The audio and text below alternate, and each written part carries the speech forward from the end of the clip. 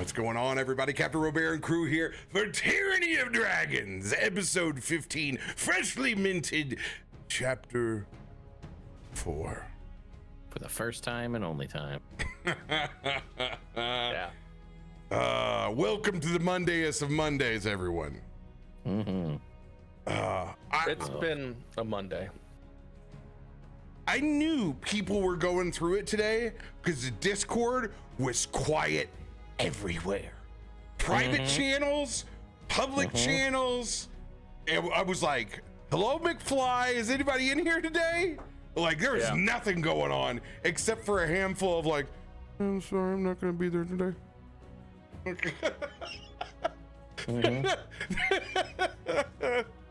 Dude, it started off strong. Like, I forgot to put up the Forgotten Pats episode announcement until 2 p.m. I normally post it at 10 a.m. Yeah. Like, ugh.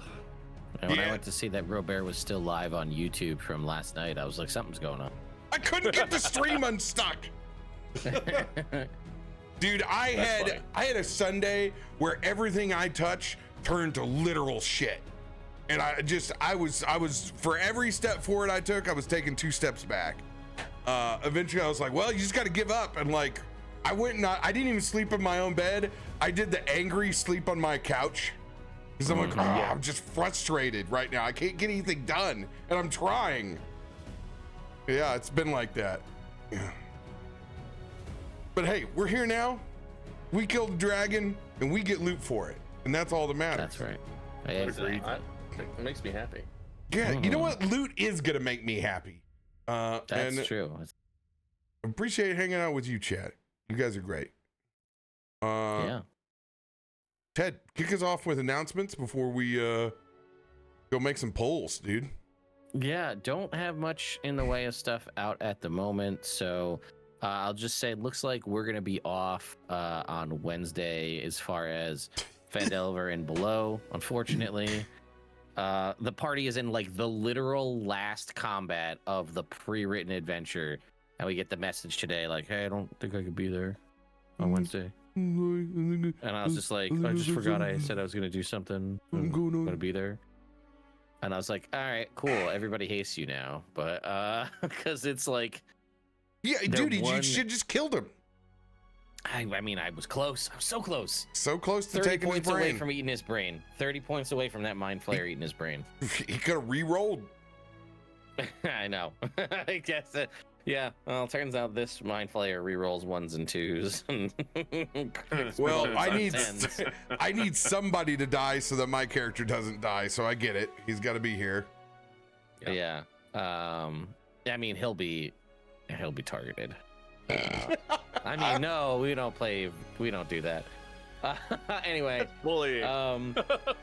yeah, I've got a bunch of stuff coming out this week. There's some news. We were joking about it beforehand, so I'll be having a video on that, and then a handful of more just like fun TTRPG content. I want to get back into some DM's Guild stuff. I actually got reached out to by a group that's been doing stuff for a while. They actually have designed a level 20 to 25 campaign to continue post the events of Vecna Eve of Ruin. So I want to take a look at that and see what that's about. That's a wild campaigin to extend. Yeah, so they're going to send that over. Day of Ruin now? Yeah, I think so. That might actually be what it's called. No, Hang on, can't give do me that. two seconds and I will tell you the exact name of it because I got the email. Here it is. We were about to release Legacy of Vecna, an epic level 20 to 25 adventure to be run as a continuation of Fall of Vecna or Eve of Ruin and used in the spirit of Die Vecna Die, as well explain the transitions from 2014 to 2024. Looking to release that. They're going to be releasing that 8 days from now. So I'll be covering that just because I have a deep connection to that campaign now. So there's more reason to be interested in it. And if you want it, RoBear, I can flip it your way. Yeah, that sounds awesome. People also need to remember our Vecna campaign is juiced. If you run 2024 D&D in Vecna as written, you're mopping that place. because you're not fighting all the big bad bosses. A lot of times you're fighting their lieutenant or an avatar of them, whereas we're taking the time to kill all the gods. Yeah. Also, please come and give all the divine interventions. So just roll all the divine interventions only on Thursday night. We're gonna need every single one you can flip our way. I'll kick it to you, Noah. Go ahead. Yeah. Hey. What do I got going on? Forgotten Pats, obviously. Just want to say, Fat Camp Champ in chat just said that he started episode 1, and so he got a sub today because I like to support RoBear by having RoBear's people support me. So yeah, go download every episode. I don't care if you listen. I mean, I do, but like, he does. Honestly, Noah vastly cares if you listen. Listen. Okay, so let's be real, chat. There's a lot of things going up in this head of mine. My self-worth isn't really tied to much except Forgotten Past. That is anchored to this podcast. Yeah. And so please just go to that. Like on the Mount Rushmore of things that make Noah feel like he matters on this planet, there's the picture of his son and then the Forgotten Paths logo right next to it. Honestly, it's more like a watermark across the picture of my son. He's not even letting his son have his own agency or memories growing up. He's making his son live an amnesia campaign. No, my son is doing exactly what a player in Forgotten Pats does, which is he's able to build out his character without knowing what his exact stats are. What's up? How's that? Amnesia campaigns. That's all I got. Naturpine, we're launching in like 10 days.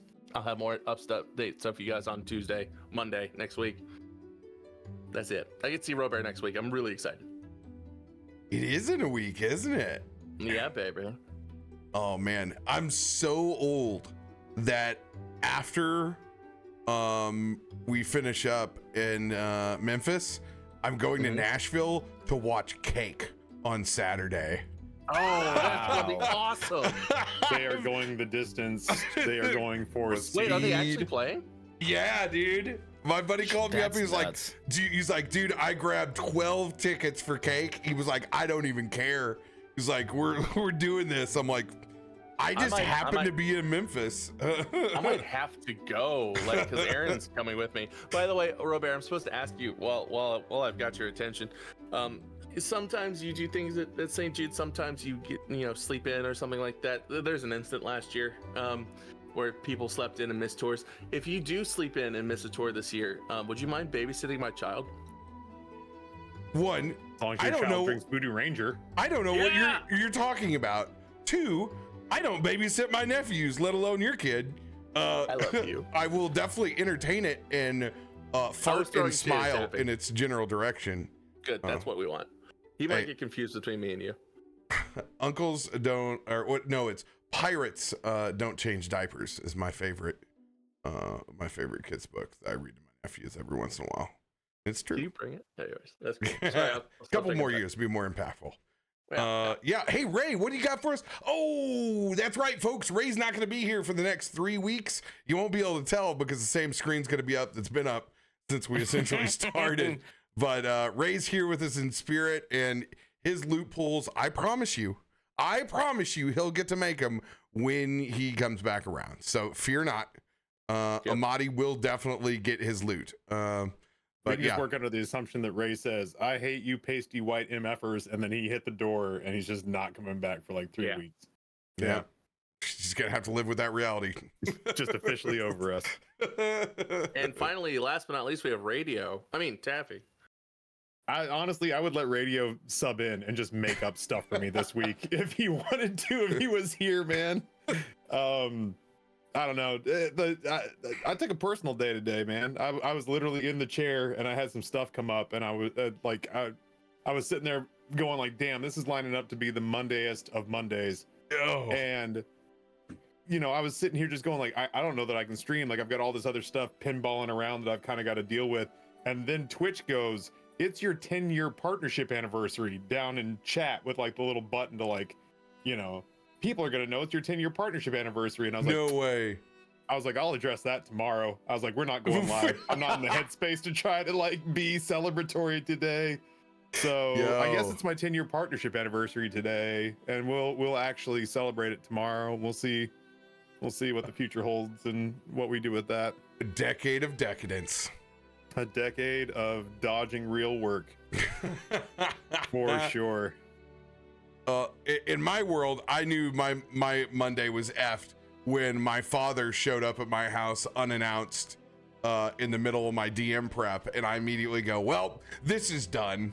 And I texted my brother this, and I said, you know, I was like, our father never had great energy to begin with.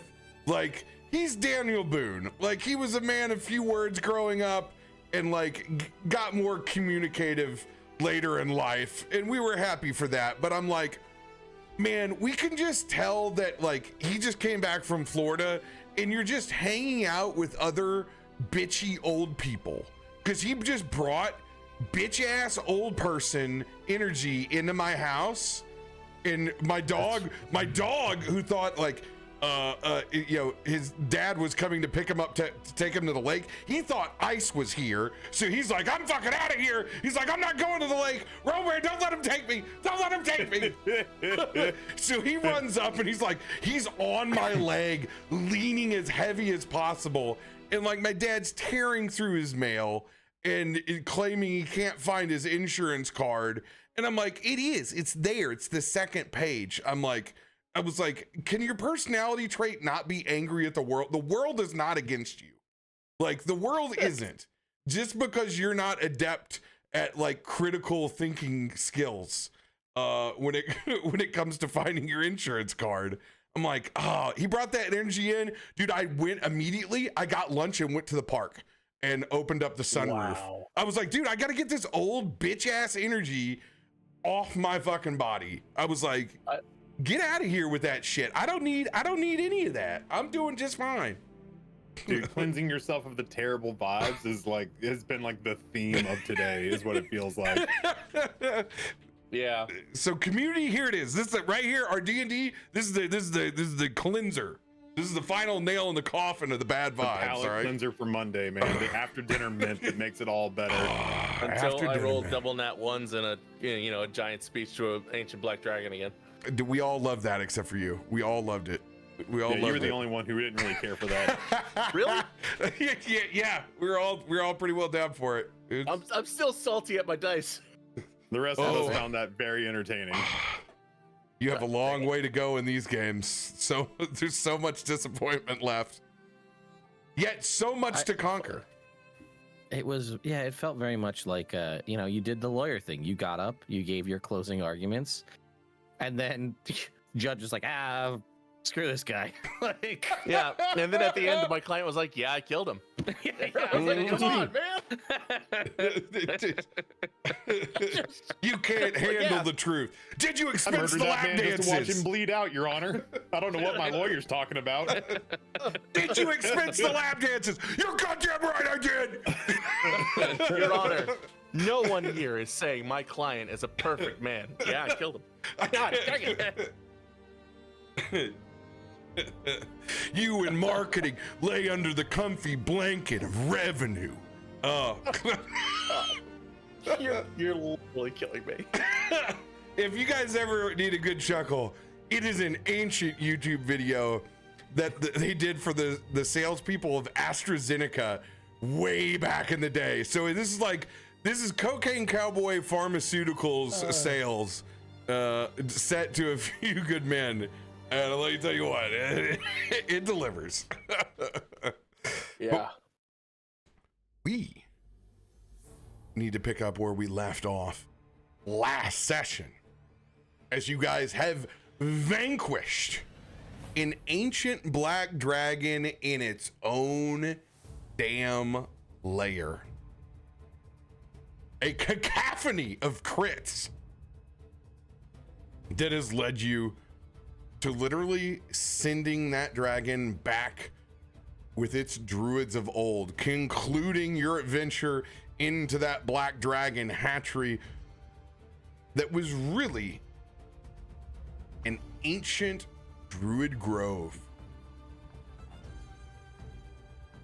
Completing your task, You guys are 100% safe. You have cleared every room in this cave. There is nothing left to unturn except for some sweet ass loot pools inside that lair. Since you guys have conquered an above and beyond difficult task, even for juiced 7th level characters, you guys were awarded a level for completing the chapter, but now you guys are going to receive 3 pieces of guaranteed rare loot, 2 pieces of very rare, and a guaranteed legendary, and you can pick where they come from. No rolling necessary. You're going straight to the table. Let's go. That's wild. What? I'll ask because I want to make sure, because I remember you said it at the end of last session. You said something about, and you guys are going to get something that's meant for level 20 characters. I don't remember if you guys also are going to receive that high level Wow. druid boon. That will come at the very end of all of this. Okay. So I guess I'll kick us off. Remember, guys, right click the chat log bubbles to separate that out, and then you're going to go to the rollable tables, magic item type, and then you'll just go from there. So it was 3 guaranteed rares. 3 rares, 2 very rares, 1 legendary, and then on the consumable side, you're going to get 1 rare, 1 very rare, 1 legendary. That's awesome. Thank you, oh kind and benevolent GM. You guys did it. It's all you. You guys ready, chat? Here we go. This is for the first rare. Yo, you don't have to roll. I don't. They are category guarantees as well. Oh, what? Yep. Okay. Yeah, I'm gonna need some help on this from you, Ted. They literally open them up. They say what they are. Yeah, they're pretty much gonna explain it all out for you. Damn. Okay. Well, we're gonna start in armament then. Yeah. Okay, rare armaments. Dude. Yeah. Okay. Yeah, rare armaments without question. Here we go. First roll. Ignore that implements roll. Here we go. Armaments.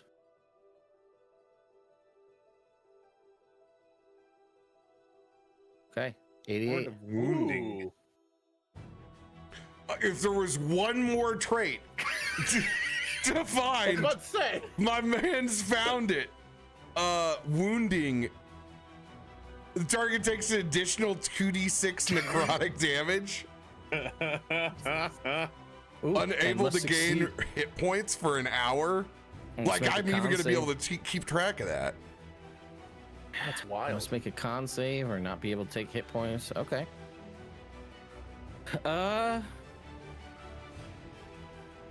Two more rares. Do we just stick with armor? Let's do an implements. There's a lot of good stuff in. Go rare implements. I was just looking at And- implements too. Implements. Dang, the implements look cool. I don't know the hook of Fisher's Delight. What does this do? A tiny fish hook with a little gold feather attached to it. Well, keep reading, Taffy. You got it. Go ahead. Oh yeah, I'm entranced by this. A tiny silver fish hook that has a little gold feather attached to it. For it to function, the feathered hook must be tied to the end of a fishing line and immersed in enough water to fill at least a 10-foot cube. At the end of each uninterrupted hour of immersion, roll a d6. On a 6, a floppy 6-inch long magical fish appears on the end of the hook. The color and properties of the conjured fish are determined by rolling on the Hook of Fisher's Delight table. Once the hook conjures a fish, it can do so again. It can't do so again until the next dawn. Wait, And it has 4 different kinds of fish with 4 different kinds of properties, depending on, like, if you eat them, You can use one as a weapon. Chat, I just want you to know someone was paid on the word to write on a floppy 6-inch long magical fish appears. Someone was paid by the word on that.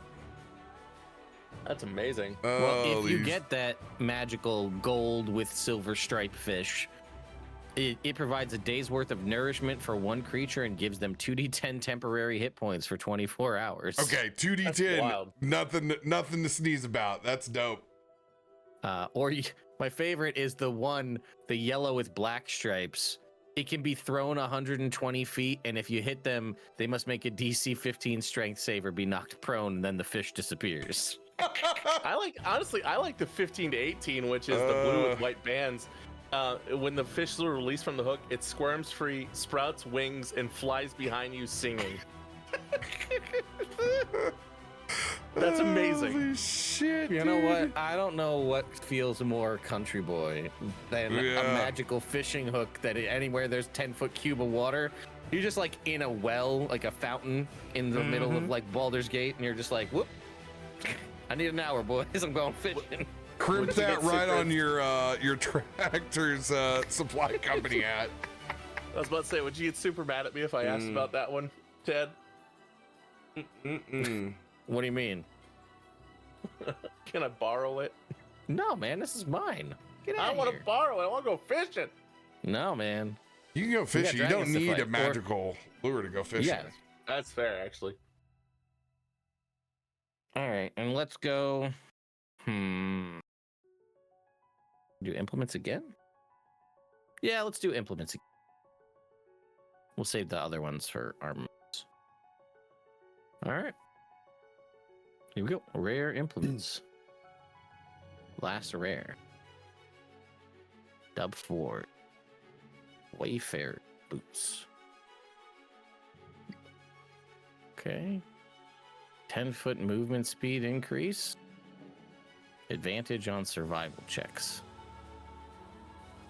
You got boots of elven kind though. You're probably never swapping if you got them. I have boots of what do I have? The Winterlands. I might swap to these. It's resistance to cold damage, but the amount of times I feel like survival checks have come up thus far, Yeah, advantage on them. I do like survival checks. It's like the only thing that I do when it comes to exploration of the world. So Have an advantage plus 40 feet of movement. movement, extra feels pretty movement, good. always good. Yeah. All right, that was my guaranteed rares. Let's hit that very rare. Oh, that's implements. Let's go. We want very rare armament. That's cool. Okay. Well, here we go. Rare armament roll number 1. A 2. Demon armor. I already have armor. I don't know if that is going to do anything for me. Or is that just going to be fodder for... Well, wearing this armor, you gain a +1 bonus to armor class, and Abyssal. In addition, the clawed gauntlets allowed your unarmed strikes to deal 1d8 slashing instead of the usual bludgeoning, and you get a +1 bonus to the attack and damage rolls of your unarmed strikes. Well, we basically did that because you have the hand wraps too that have the tattoos of the Cult of the Dragon. That's kind of what we already did. So go ahead and re-roll. All right. Like we've already done one thing with the Cult of the Dragon for you. Stuff. Yeah. A 4. Okay. Animated. I do not have an animated shield. No shit. You don't have an animated shield? My I do God. not. All the cool people have animated shields. I know everybody else in the party except for me. Holy shit. Do I need to make any? I know at the higher levels we're making subsequent rolls, but if this is just a +1, that's fine by me too. Yeah, you'll start at +1, and then Cool. if you get a higher level plus shield, you'll be able to add it onto that. I'll just drag that onto my character sheet. And then we're gonna go ahead and roll our final very rare.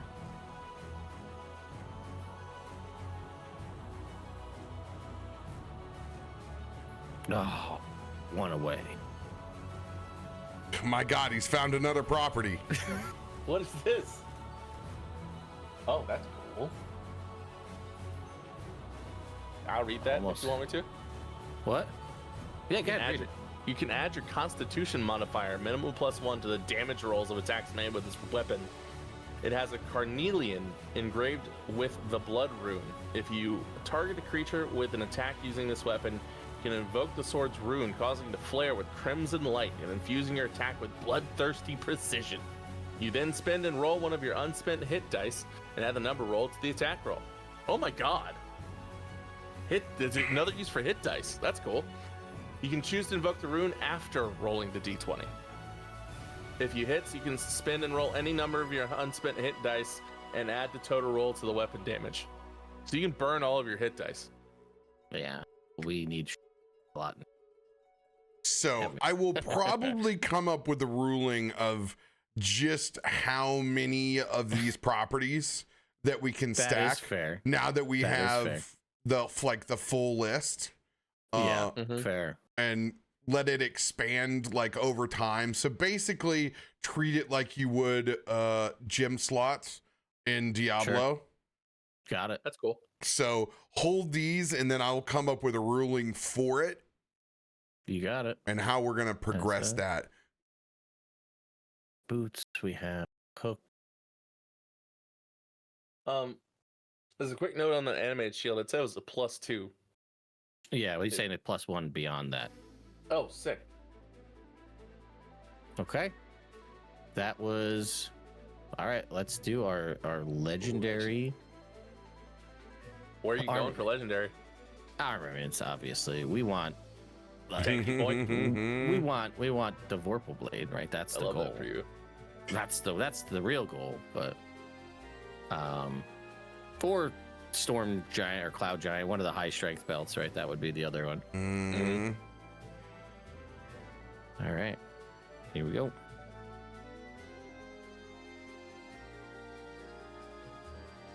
One. World 1. Whoa. I mean, I'll take that though. You have resistance to bludgeoning, piercing, and slashing damage while you wear this armor. You can take a magic action to give yourself immunity to it for 10 minutes or until you're no longer wearing the armor. To be honest with you, I don't know how you put this as a 1 on your table. That's incredible. I put the legendaries in alphabetical because anybody should be happy to have any legendary. This makes Yeah. perfect sense then. All right. I said, you know what? I'm not gonna do it. I did it for everything else, and I was like, I'm too tired, Grandpa. I don't want to rank these anymore. And I was just like, it's, you know what? Be thankful. You got a legendary. You get what you get. Holy shit. So now you have heavy armor mastery with resistance to bludgeoning, piercing, and slashing. Country boy can't survive. That's, I mean, we live in the dream. We're trying. I just lost audio, so 1 second. When we got our lawyer over here, done that one and all our big natural, our big persuasion. Don't worry, boys. It's just a role play encounter, and then you get to leave. What were the consumable pulls you said? 1 rare, 1 very rare, 1 legendary. Okay, here we go. Rare. Okay. 39. Potion of aqueous form. So that should make you swim underwater. Something like that. Oh, you just turn into goop. All right. Ah, I slime got boy. my potion of Alex Mack. Don't worry, that's for all the Wow. old people in the chat. We humored them with cake, and now we've invoked Alex Mack. All right, here is our very rare consumable.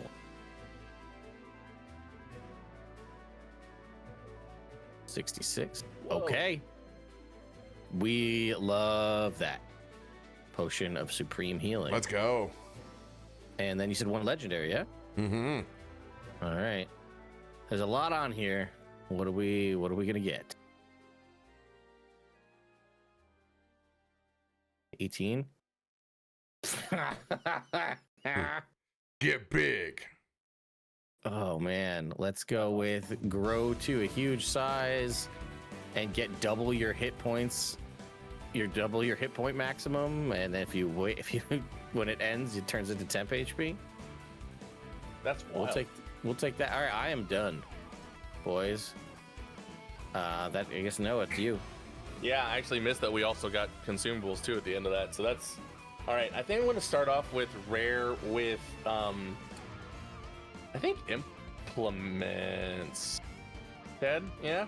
Yeah, sure. I mean, listen, man, live your life. This is your gumbo. Cook it. Yeah, you don't need Ted's validation try to get for your your own loopholes. hook. I need try to get your validation for own- a lot of things. I know. You can but try to this get is your what- own hook. Oh, dude, That's levitation, Holmes. that's cool. I'll take levitation. That's dope. Nice. Country boy can fly. Although I have boots of, yeah, I got another boot, but we'll see. I'm gonna do a relic for rare.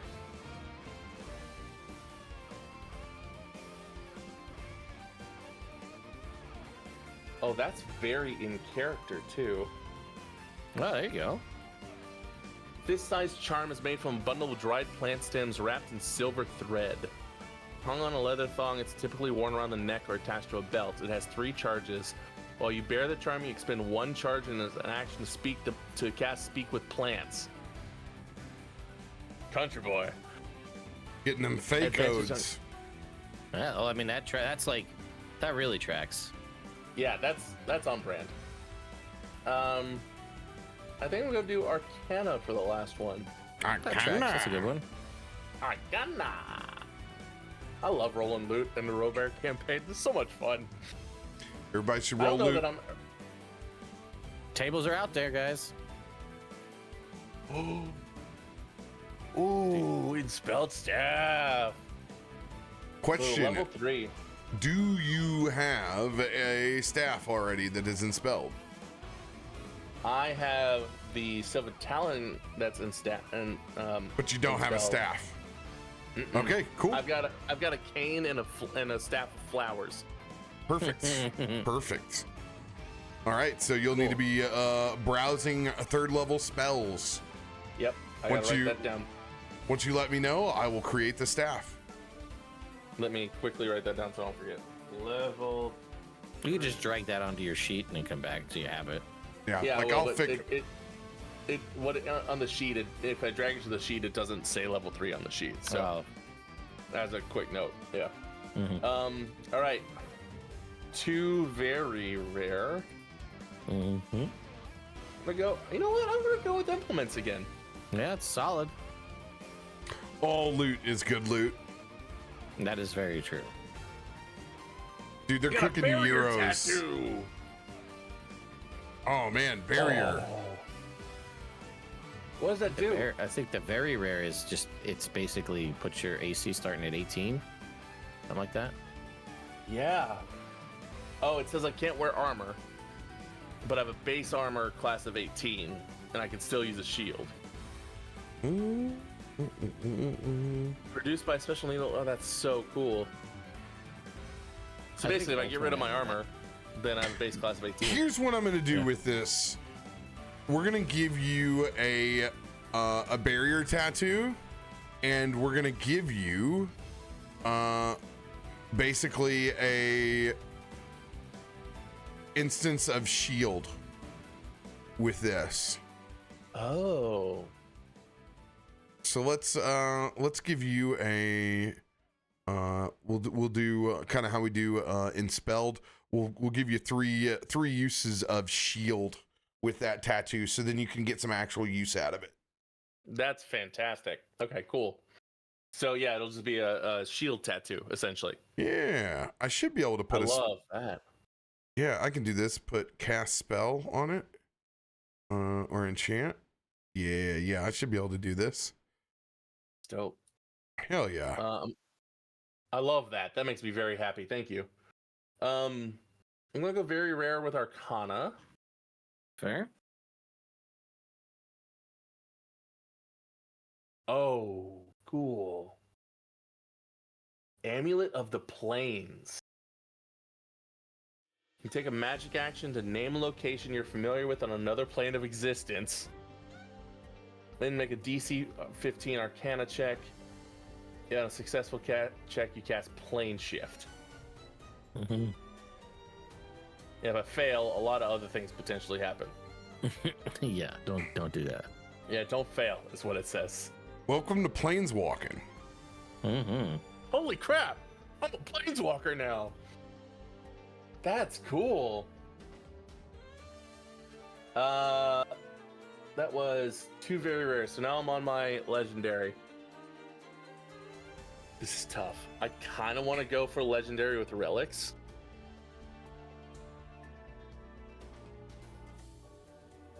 It's you, man. Your choice. I think I'm going. You could see the list. I mean, Yeah, I mean, you probably got it behind that DM screen you got, you know? the list. I'm gonna go with legendary relics just to see what happens. all right.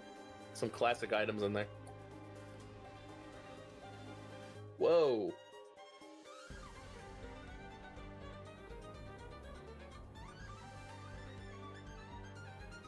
While touching this crystal orb, you can cast Scrying with it. Hey, more spells for you, man. Love that. That's right. Also, cool. everything in my game always, if an item that you receive, it's your DC that goes onto it. I don't do low item DCs. I love that. Yeah, I've already got the True Sight, but the Scrying is insane. I love that. That's cool. That's fantastic. Now I just do consumables. 1 rare, 1 very rare, 1 legendary. Is that right? Yeah. Mm-hmm. I love that. That's really neat. I want to say they pulled that last night in Curse of Strahd. It's going to be incredibly helpful for them locating items throughout the castle. What is this? That's perfect for you. I got a bag of beans? Yeah. A bag of magical beans. Oh, the beans I are went some of my out to the- favorite. I know you told me to go sell a cow at the farmer's market to make some money, but instead I met some traveler and he was selling magic beans. Magic beans! Oh my god. That's what it is. I mean, one of them literally makes a beanstalk. Explode in a 10-foot radius sphere centered. Oh, did they update this table? Well, I think so. Yeah, they did. There's new stuff on this. This used to Should be I a read the much whole- smaller table. I don't think I should read everything, but what's the cool ones? I mean, they're all cool. Well, I mean, the coolest one is the literal Jack and the Giant Beanstalk. Like, that's the Super Mario Brothers, whatever's up it there. It goes to wherever RoBear says it goes. That's awesome. Oh my god, that's so cool. A bullet is one of them. Well, there's the Mummy Lord pyramid that appears. Oh my god. Oh God, they did another Mummy Lord, not just for the Well, Mummy- Poor Mummy Lord, but yeah. Every So time he's ever come out between the deck of many things and the beans, he's always, it's been high level players and they beat the poor Yeah. Mummy Lord down. So what you're saying is I should go and just immediately drop a bean and see if I can get it right here. No, No. I wouldn't do that. I wouldn't do I wouldn't that. do that Not on either. this How many- Monday. I wouldn't this Monday's energy, you know? Like this That's is true. How many beans are in it? It says 3d4. Do you have a preference? You just want me to roll for it? you're fine. We'll get to the Okay. beans when you mess with the beans. It's magical fruit, baby. Oh, There you go, Max. Is that 30 strength? 27. Oh, 28. Okay. 28 in a RoBear game. I popped one of those before this last fight. Mm-hmm. Last more I than might end up. 4 hours. Call a doctor. Yep. Mhm. I might end up tossing that to one of you guys unless I have some use for it. And finally, legendary. Oh, you'll consumable. have a use for it. Don't worry. Thanks for that anxiety. Yep. You're welcome. Oh, that's on brand. Sovereign glue. Old Sovereign Glue. That's awesome. Oh my god. You're the kind of person that will try something with sovereign glue. Oh yeah. Yeah. Is it very is clear. is there darkness in the middle of this wide open field at high noon? Is there darkness in this part? I crawl within my own shirt. I asked for shade. I asked for shade. That's amazing. Thank you for this opportunity to do loot. Let's go. It's been fun. All right, I And- guess I'm gonna get into it then. Yeah. And I said this pre-stream, but now that we're, highlighting Taffy, chat, can we all commend Taffy on how svelte he's looking here today? Look at this man. He's looking in great shape. Well, like, ignore the tumor. I was really going for like the bicep. Like, sorry. Taft's looking good. He takes the moment that I'm like, man, damn, he's never looked better. And he's like, hey, look at this growth I got. Not the tumor. Yeah, my bad. I've lost a lot of weight, but I'm covered in benign tumors, so it's a give and take. You gotta respect the self-deprecating comedian in this man. Takes the moment. Yeah, Mother Nature keeps the scales balanced. It's like as I lose weight, these become more pronounced, and they're really. My wife has said that she would cut these out of me with a steak knife if she thought she could get away with it. So Damn.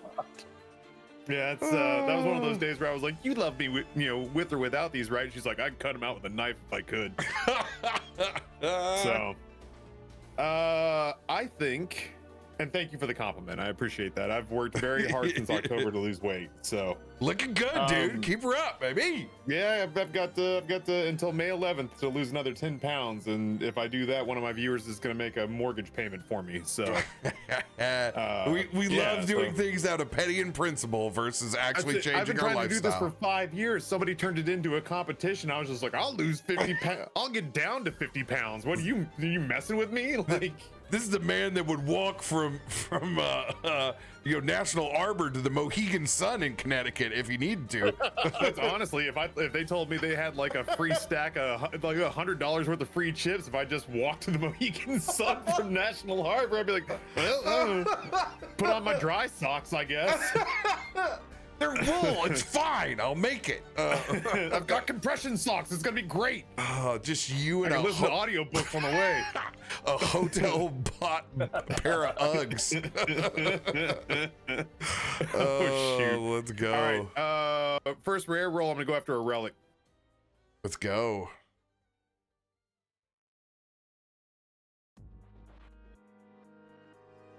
Can't go Spell gem wrong with a quartz. spell gem, baby. Can somebody TLDR this for my ADHD having ass? Yeah. Yeah, it's anything it stores a spell in it. This is second level. Any spell stored in this, as long as it has an action or longer casting time, when cast from the spell is an action. So if you have a spell that takes 10 minutes to cast, you take the 10 minutes to cast, store it in the gem, and then when you go to pull it out and use it, it comes out as an action. Oh, neat. So Yeah. long So we can take something that's a little complicated and turn it into a semi-automatic shot. Just Yeah, like Correct. a ritual or something. yeah. Okay. Yep. Neat. There's a hot chance that may end up in the hands of somebody with more spells, but we'll see. Maybe I'll get one of you guys to give me a healing spell, and I'll just store it in there or something like that. That's not a bad idea. I see. I'm like, hey, we'll figure out a way to kind of fiddle around with that. Spell Pokeball. Yeah, something like that. What are implements? Like, I'm genuinely curious. That is just generally kind of useful things that cover all and anything that basically will be useful to everybody. Like Okay. a folding boat or a ring of featherfall or something like that. Okay. Well, I'm gonna go for a rare implement.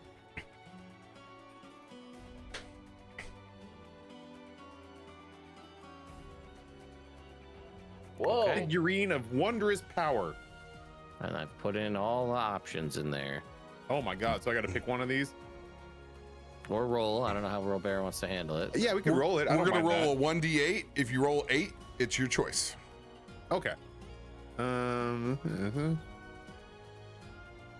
4.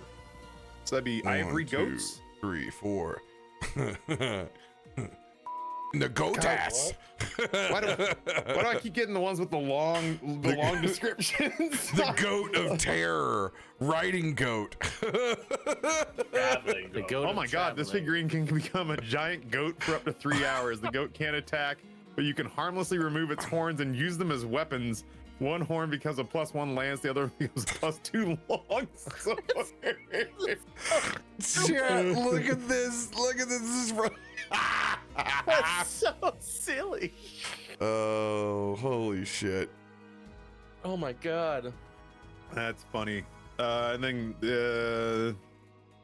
there's more. We'll deal with that when we cross that bridge, I suppose. And then a goat of traveling figurine can become a large goat with the same statistics as a riding horse. It has 24 charges, and each hour or portion thereof it spends in goat form costs you 1 charge. While it has charges, you can use it as often as you wish. When it runs out of charges, it reverts to a figurine and can't be used again until after 7 days have passed, when it regains all expended charges. Goat of Travail. This figurine can become a giant goat for up to 3 hours. Once it's been used, it cannot be used again until 30 days have passed. Ilkun's Wild. gonna retire into the goat lawn mowing business. Yeah. They're gonna be like, there's no way he's gonna have one goat take care of all this, but then it's a 35-foot tall goat and it does it in 3 bites. Massive goat. He Work shows up smarter, with not that harder. old Coleman cooler from Gran Torino.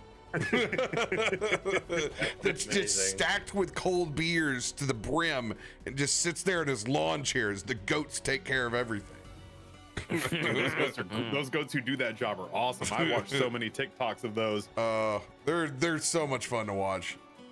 All right, last rare we're gonna throw at armaments. I got a feeling we're just gonna be living in armaments basically from here on out until we get to Yeah, consumables. that's the dream. Gloomrot armor. I don't know that I can wear plate. No, go ahead and re-roll. Okay. And it sounds way cooler than what it is. It really sounded does. really cool, yeah. Mace of Smiting sounds pretty straightforward. Yeah, you You gain +1 bonus to attack rolls and damage rolls made with this magic weapon. The bonus increases to +3 when you use the weapon to attack a construct. When you roll a 20 on attack roll made with this weapon, the target takes an extra 7 bludgeoning damage or 14 damage if it's a construct. A construct with 25 hit points or fewer after taking damage is destroyed. Well, I mean, if our clockwork dragon ever turns against us, I guess. Yeah. There are times where these are very useful in situational Oh scenarios. sure, yeah. I'm not upset about having a Swiss Army knife bag of goodies, more or less. All right, let's step it up a little bit and go for 2 very rare armaments. Let's go. What are we pulling out? That's Ooh, very high number. Oh, Let's go. Wow. baby. that's what I'm talking about. That's I got it. awesome. I That's got a huge. feeling. I got a feeling that my already badass weapon is gonna get a little goose. Yeah. Yeah, There we A little go. boosteroo. Thunderhead going to +3, baby. Yeah, It's a feels right to me for static sure. +2 to attack and +2 to damage. You can't say no to that. Yeah. Oh, dadgum! I haven't been pulling stuff over to my I just person. waited until the end to do it for all of them. Yeah, I guess I could do that. That makes sense. I It's got not you like it's on going the anywhere. +3 weapon. All right, that's great. That's the one that would be more complicated. Yep. All right, let's Thunderhead do it is again. upgraded. Easy drag and Thank drop you. for me. Rolling it again.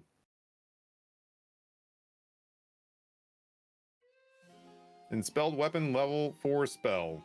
You have It's a mirror image one. They have mirror image on. Ooh.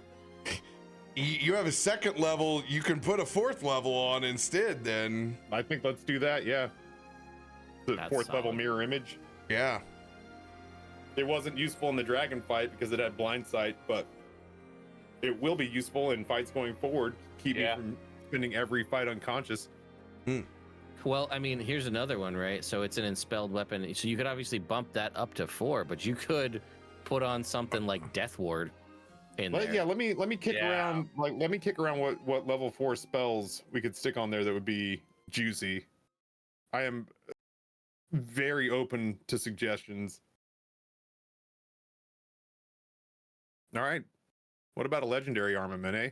I will Let's be get it. right back, gentlemen. Yeah. I'm gonna wait for I you will to be get listening. back. I'm not gonna open my Christmas present without Dad here. There. Sorry. That was a great way to put that. That's how I feel about it. Yeah, I'm not gonna sit here and take the legendary that he's given to me and be like, oh yeah, we already put it on my character and read it out loud. We're not doubling back for you. You can watch it in the VOD. Mhm. I'll be mean. Oh my god. I'm looking up the spells, my level 3 spells for my unspelled staff. Can my level 4 spells come from like any? Yep. Wow. Anywhere. Out of anywhere. That's wild. I got to go through a bunch of level 4 And he'll spells let you and see. upcast anything to 4th level if you want to upcast something from a lower level to 4th Yeah. level. Sure. So I mean, like that could be not that you necessarily want to do this, but you could put like, I don't know, level 4 healing word, level 4 mass healing word. The level 4 cure wounds. what's the one with the guardian angel spirits that you've got? Is that a 4? Spirit Guardians, yeah, that's the same one. We'd have double level 4 Spirit Dude, Guardians. I can put spirit guardians and just proc it literally wherever I'm standing and just Yeah, be we in the can middle. just meat grinder everything to death with double Yeah, Spirit that's it. We can Guardians. basically make like a Here's- figure 8 and just kind of march it through. Here's the thing, Spirit Guardians is all it starts off as a level 3 spell, and I was just looking at it for mine. So we could just do that. Well, you could do that, and then Almuron could do that because Almuron's a cleric. just We could Bonesaw is ready. just all That'd right. be great. We just gotta get him and then just hold him. Just grab the enemy and just lock him in place and then just get him churned up. Oh my goodness. I forgot that Phantasmal Killer is a 4th level spell. I mean, again, chat brings up level 4 Armor of Agathis is not terrible. No, that's That's not 20 terrible. temporary hit points and 20 cold damage to anybody that hits you while you have the temp HP. You could also do Shadow of Moil. Yeah. I mean, Dimension Door, right? Who doesn't want 500-foot teleports Yeah. that you can that's bring fair. somebody with you, right? Like that's huge. We As saw I've- the usefulness of Death Ward in the last fight, going down to 1 instead of 0. That's also good. Could he do Stone Skin at level 4? I do stone skin, abjuration spell. But he also gets it when he's raging. He gets all the Oh. benefits of Stone Skin when he's Stone That's Skin's true. just resistance to bludgeoning, piercing, slashing. That's fair. But yeah, I mean, like I said, and here's the other thing, because we have it in the higher level stuff where you get things that you don't. It doesn't necessarily always have to be something that's on you. So like we have a higher level spell, and I'll just put it on me and 2 other people. So in theory, if you were to do something like Death Ward, you could put it on you and 2 other people, and not to say that that's what you want to do, but that's like there's thinking about it in those terms too. Like you could give buffs to people. You could put like Fire Shield, I think is a 4th level spell. Yeah, it is. That's resistance to either fire or cold damage, and when you get hit in melee, they take the corresponding opposite damage just automatically. And that one's not concentration either. So there's definitely a lot of good 4th level options for sure. There's some stupid shit in here that I kind of want to do too, like Yeah, giant man. insect. Mm-hmm. Dominate beast would be cool. It'd be nice That to would send be. an owlbear into battle for us. There's a lot of things you can mess around with. So yeah, You you can have to also- cast the spell right before you rage because you can't cast spells while you're raging. Yeah, actually, So- 4th level spells are what I have currently. So Yeah, well, I mean, from your perspective, you have 2 spell slots till you hit level 11.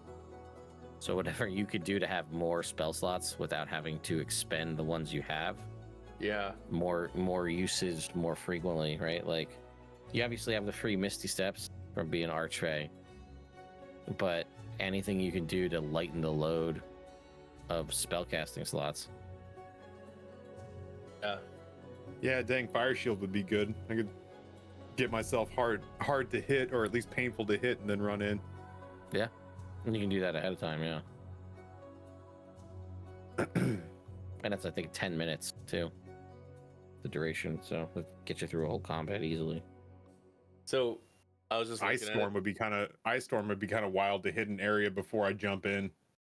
Yeah, That's true, that's the too. thing. Is like for you, it's really soft. Either boosting what you're existing already good at, or softening up an area, like an AOE before you dive in and just start slashing. You know what I mean? Dude, I could cast Phantasmal Killer on something and make it easier to soften up once I get in there if I get him frightened.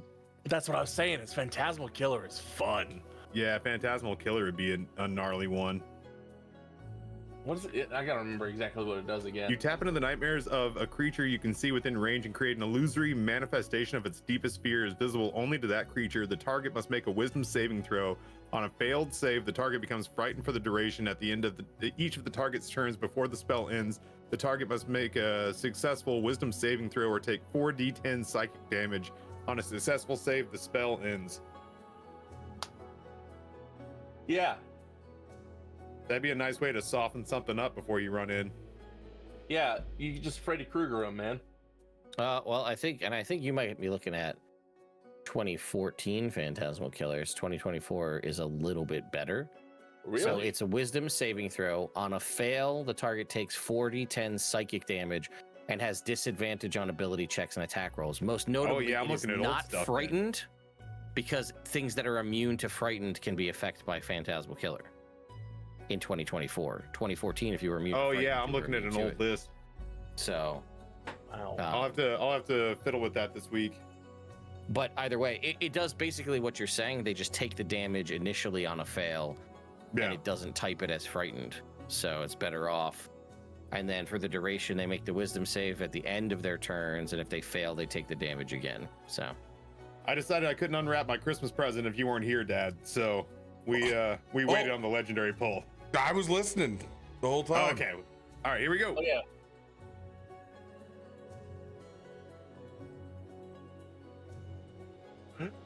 Moonblade. ooh, Man, this one's what wild. did they do to change it in 2024? Because this is the OG weapon. Removes curse now. Has a rune on it that does bonus damage. Then does essentially additional properties. Yeah, it's got, well, at least I think rules is written, it's a d6 plus 1 runes, and then you have a rune table, and then the more runes you have, the more stuff it does. So like starts off at +1, and then it's like additive to add more to it. Like it can get the throne property, it can increase its crit range, blah blah blah blah blah. All So right. it depends on how many previous owners it willingly had. However RoBear wants to handle that, I don't know. Yeah. It's So I think it's better than it was, but we're gonna workshop this into a very useful additional +3 weapon that you have that will be able to do cool different stuff than what Thunderhead does. So with Okay. this blade, think very much Witcher. Yep, So that's where I was living, where it's just kind of like or almost like Diablo 2, where you've ruined up a nice weapon and you're just kind of like, it does these several things now. we're going to give you some versatility as being a barbarian to access some elementals, some different stuff that you don't normally do with runes on this. So we're going to workshop this blade. Okay. You Cool. can just do a rigor drag and drop on it. I'm gonna hit all of them here in a second, with the exception of that +3, which you handled for me. Yeah, I'll yeah, do yeah. it. No, it didn't. Just get it all at the end. Hell yeah. Hell All right, yeah. Let's grab some consumables, shall we? Yeah, baby. Let's All right. roll, pun intended.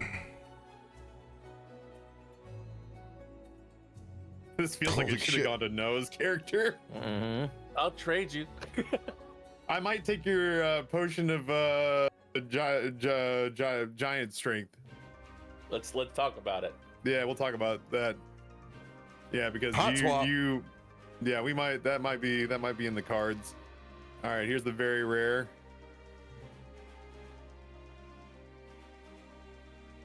Another one that feels like it should have been Noah's. Damn. You can do Invisibility, that, man, though. good across the board. You know. Yeah, I was gonna say honestly, that can get me into a situation or get me into a spot where I could hit somebody not knowing and get me positioned. And honestly, So I greater invisibility effectively have doesn't end if you attack. Yeah, Yeah. that's the deal. Oh, that's wild. I didn't know that. Potion Yeah. of greater invisibility is an hour where you are invisible that whole time, no matter what you do. Yeah. So, Oh, that's wild. I didn't know that at all. Oh yeah, I'm keeping that. Sorry. You can have mind reading, Noah. We'll talk. All right. Legendary consumable. Oh, that's the one I wanted. I don't know what it does, but that's the one I wanted. Whoa! no. Welcome to summoning the Tarask. Oh, Oh did my ya? aching god. What is this? So at some point I can use this scroll and just kind of sit one out is what I'm hearing. Well, here's the thing. So this is going. This will not be a roll on this. This is gonna be summoning specifically, Vespara. 100%. Oh, okay, perfect. Yeah, we got it here. So why wouldn't we bring her in? Yeah. Oh, Yep. oh, the dragon. Cool. Yeah. Yep. So Chad, 100%. I get to summon a big old dragon. Is what it boils down to. Ancient black dragon. This is Yep. very much let them fight. We're fighting Yeah, a big thing. This is we inherited this beef. Let's let them Yeah. sort it out. Yeah, That's wild. I do want to ask. It says the Titan is hostile towards all other creatures. Lawyer. I change these things all around. I know. I'm just clarifying because I want to know. You Like, if he want to throws know it, am I to know immediately, and I'm like, dude, I haven't even gotten to changing that to how I want it yet. So you're good. I'm sorry. I'm sorry. Like It's you all just good. It said- sounds what it I like you sounds said like lawyer. Noah, is that it's hostile to you is what it sounds like if we keep Yeah, that suddenly It's is, right? hostile to you, bro. It summons As long as it it's summons hostile to Nelson, I'm fine. it summons a brown bear that doesn't like you, but more importantly, doesn't respect you. and remembers what you did.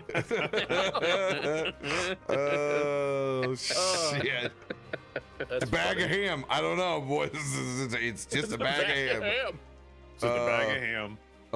Damn it, Ray, we miss you. All right, I've dragged over all my stuff. Off to you, boss. Oh man, already. Let's go. Let's go. All right. Ted's totally achievable tables. Man, we're gonna do a mixture of Arcana and armaments here. I'm trying to think and put on my cap, like, for party wise, I would love to get you more spells, Nelson. So anything that I can get that gives you more versatility. Yeah. Ted has everything at this point. I don't really know how I could improve him beyond like giving him some feats that he doesn't already have. Like his hit list is there. Yeah. I'll Yeah, be the only honest, thing I would want is the dancing sword, and I'm not hurting for that. Yeah, that's crazy. Don't. I'm kind of interested in implements, if I'm being honest with you, because I feel like we can use those creatively. All right, let's and they're do spell-ish, you know what I mean? let's do some rare implements here. There's a lot of good. That's a really verse table. Oh my god. Ooh. Who wants to try to find a nightmare so we can capture it? Nightmare! Holy shit. A beast. Ooh. Ooh. This would go really well. Sorry. All right. Again. Oh, I saw the 0. I got excited. Hey, ring a free action. Let's go. Mm-hmm. Let's go. I'll take that bad Is that just boy. a free action every turn? No. Ring of Free Action is you don't get messed with paralyze, restrain, difficult terrain. Nice. To be honest with you, I'm probably sending it to you. I want Yeah, I have one. I took that as one of my starter rings too, realizing how useful it is to not have a melee person be locked in place. Yeah. You know what? We're just gonna do that. Cool. We're gonna do that right now. We're gonna send that over to Ilkun. Thank you. Inventory. Free action. On it. Booyah. All right. Again. KG8. Already have the Staff of Healing in our game. What a world to live in. Yeah. For real. Oh man, I love this thing. This is one of my favorites. You were talking about the bubble pipe, and I don't know shit about the bubble pipe. It spells with this pipe. Fog Cloud, Misty Step, Steam Method. Oh God, Nelson, this is drag and drop that on your sheet. That's ridiculous. That's so yours. Can we flavor it as a bubble toothpick? Sometimes knowing you hurts me. Oh my God. All right. All right. That's the rares. Then we'll do a very Throw a rare relic for you.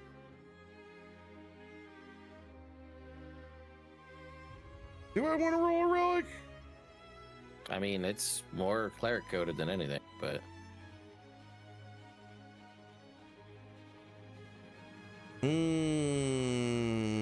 No. yeah, fair. Yeah, there is some good stuff in there. Talking about relics? Mm-hmm.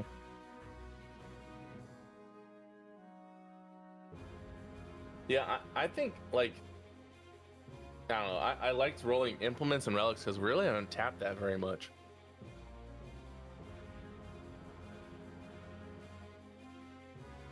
If you think about it, the deck of many things is in the legendary relics.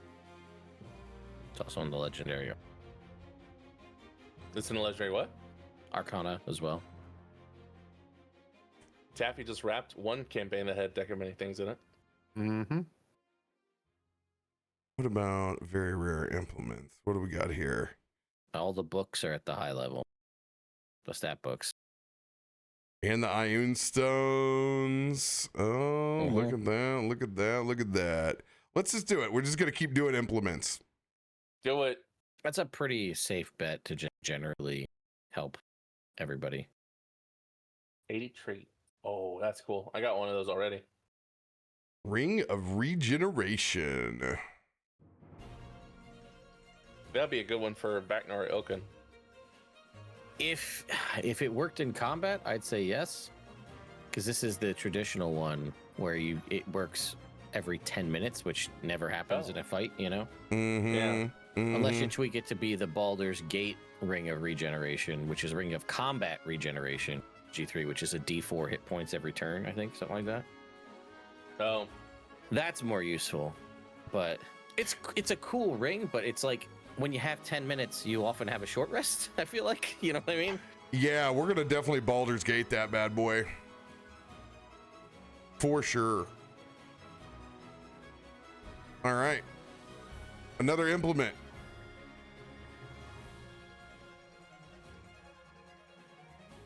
Oh, Ghost Step. This is nice. This is very nice.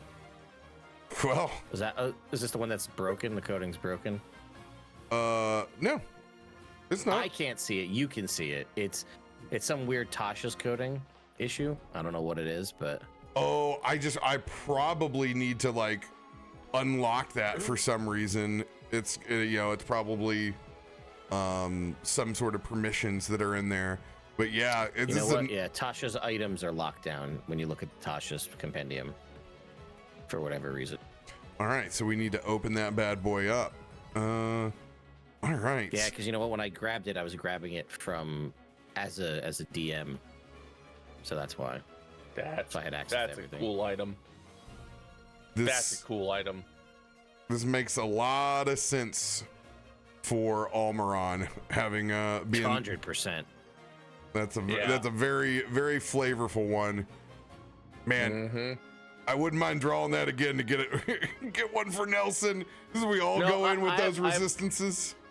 Here's the thing: it's like if we get another one, cool. But like, yeah, I mean, I got other ways to get that stuff. But if we can get another one, cool. But like, that's an Almuron thing. Really. It feels. You know what? It's funny because it feels very Almuron. It also feels very Remy. Yeah. I'm playing a lot of sad dead boys right now.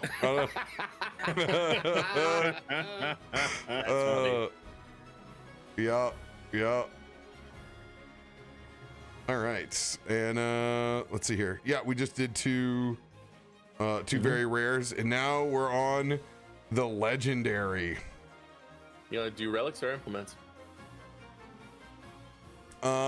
We don't have Ioun Stones of Mastery in here, so if we pull Ioun Stone of Mastery, we all get it. So yeah, that's the dream. Yeah, I don't know what that is. So it raises their proficiency bonus. Oh crap! Okay. Yeah. It's one of the best. All right, manifesting. I'm just pulling a 10. I'm rolling 100, baby. We're doing it. Damn! It was right 93. there. Oh no! Look what. Ring of 3 wishes. Welcome to this kind of bullshit that you have to deal with now. Because dude, it's one off from Ioun Stone Mastery. It's one off. You could burn all 3 wishes to get the Ioun Stone. You know what? That's I'm gonna put it this way, chat. Right now, I am wishing right now to roll a 94 instead of 100 on this table because I can't do this. I can't have this ring as a DM PC. I can't. I mean, I would just be giving the wishes to the players. So you know what? I'm smoking it, and we're taking the Ioun Stone of Mastery, baby. Woo! Let's go. Go. Very nice. Let's go. As a DMPC, I cannot be walking around with 3 wishes. You mean walk around with 3 Deus Ex Machinas? Yeah. Determining shit for their campaign. It would just be, here you go, everybody gets a wish, which wouldn't be bad, but you know what? This is the gift that keeps on giving every time you use proficiency. So. Wow. Just dropped it in the chat for everybody. Don't take this one. Okay. Unless I'm gonna pull it from the other campaign where, cause it's got broken code on it. Oh, gross. All right. Fair. And it uses, like a weird picture in your status elements. Which it just needs to be the same picture that is the icon, right? You would think that would be what you would use. No, we couldn't. What I would think, yeah. One could never be that easy. All right, we'll pull this off of a Vaknor because I know it's there. This Let's is see. exciting.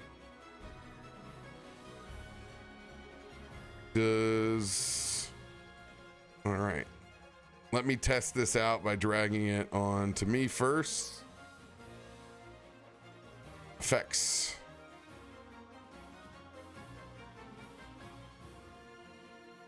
Yeah, there it is. Hell yeah. Okay, you guys can all drop that, drag and drop it onto your inventory.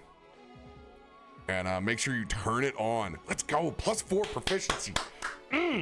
Oh, that feels good. Love that. Where'd this thing go? TED manifestation, baby.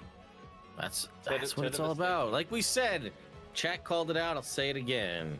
Wizards make their own luck, baby, and that's what it's all about. Oh snap! Everything just moved. That's right. I just got a lot more persuasive and deceptive. Mm-hmm.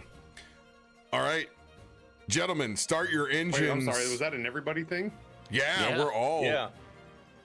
Now we're doing consumables. Oh yeah, I gotta roll my consumables. Yep. All right. That's so cool. Oh man, my stats look so sexy with that. Feels good, man. Feels good, man. Feels good to have separate consumable tables. What do you mean? You don't want to roll a potion of animal advantage or whatever with your rare pull? For my animal abuse chapter, yes. This is what. That's a fun one. Let's go heroism. We love heroism. Yeah, that's fantastic. Free bless. Love that. Yeah. And free 10 temporary XP too. Very true. No whammy, no whammy. Stop.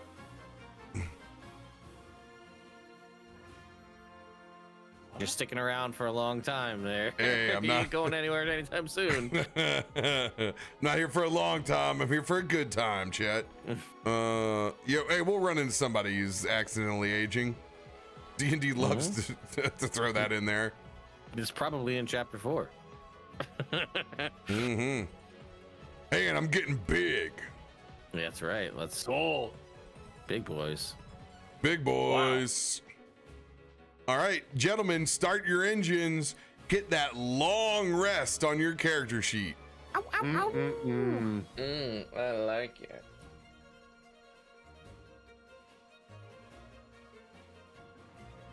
How many rings can you have on at once? Just 2, right? 2. Yes. That's what I thought. I just want to make sure. Yeah, I need to get the paper doll set up for everybody. I'm excited to see that when that's up. Bag of beans. Sorry. What was there was like a right click you could do that would bring up essentially your paper doll. That's what I was. That doesn't look like it's working for me. Not fully kitted out yet. All right, no worries.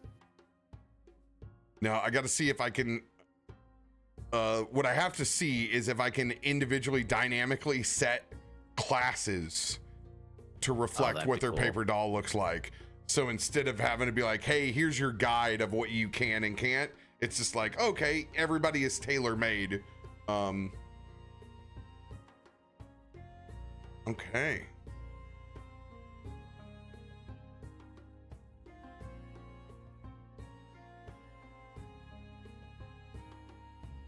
Now that those are all cleared off. You're not gonna make me choose between my headband of intellect and my hat of vermin, are you? I like to wear them both at the same time. I feel the headband can go under the hat. You mean the hat that lets you pull out a rat? Or a frog or a bat. The old rat hat. Yeah, the rat hat's all yours. I just really don't want to touch it. That's all. My favorite part is that the summoned creature magically appears in the hat and tries to get away from you as quickly as possible. Dude, they write some of the weirdest flavor text on these things where it's like, it's almost cool and it's like, no, and by the way, this thing, it hates you. And it it hates you. It doesn't want you to be happy. Yeah. You're so excited about it, but it's miserable. It's indifferent towards you and other creatures, is what it says. Indifferent towards you. Lovely. This creature immediately demands emancipation from you. It's the secret of Nim. It just curses you. This comes out and does the angry monkey point from Family Guy. Honestly, the more we talk about it, the more I want to put my hat of vermin into my transmute loot bag. Now that I'm thinking about it out loud. It was very good for Nelson at first, and now I'm just like, maybe not. So, where do you guys want to pick up at? Do you guys want to still be taking a long rest in the cave? Do you tell me where you want to be at between there and your tower that is essentially cutting the entrance off. Well, I think that Ilkun wants to go outside into the valley and start looking for another cave to run into. Fair. Fair Yuck and it up. valid. Yuck it up. Listen, I don't get many of those, so I'm gonna use what I can. We'll see who's laughing when the gentle giant goes chasing butterflies into some sort of massive drake den. Why don't we pick up right where we were? That portal shut, right? Just as a reminder, Yes. right? That whole scenario is over. The layer is freed. There's no traps to uncheck. This is pure RP and where you want to pick up and take this long rest at. You're not RPing Amatti, right? Or just he's flagpoling along? Yes. Okay, sure. I'm sure he's saying plenty of snarky things. Mm-hmm.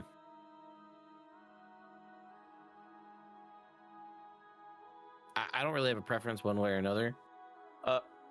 Why don't we pick up in the room immediately after, like once everything's closed down? I got something I think I'd like to talk about for Nelson, or I think I got something that Nelson's been thinking about. We all got have in here. plenty of things to talk about. This is pure semantics of whether you guys want to wake up after your long rest in the tower. There's nothing else to explore inside of this layer unless you guys want to RP something. And I think I'm kind of learning my lesson on this. Where I generally ask you guys, and it's like, I don't really know. I just really need to tell you where you're at. So we're gonna have everybody collected with their thoughts back in the tower. You guys have come back out of that scene. Your thoughts are heavy on the Merc Grove and what you went through here, and its interactions between the cult of the dragon and specifically this enclave of the blue dragon and what they were trying to do here with this ancient site. Was this something that they knew about? Was this something that they stumbled upon? Regardless, they were as unwelcome as you were. You understand the gravity of this ancient site, and largely due to your own actions of consecrating the ground and respecting what it was. And this piece of ancient culture has led you to succeed. On top of that, knowing that Ilkun has been blessed with this totem of Vespara, the actual effigy of this ancient black dragon that can be used some point down in the line for your own advantage. Your greatest foe up to this point is now your greatest ally. You take your very acid burnt, cut and steamed bodies back to your tower. If there's anything that you want to do before you pass out, now is the time to do so.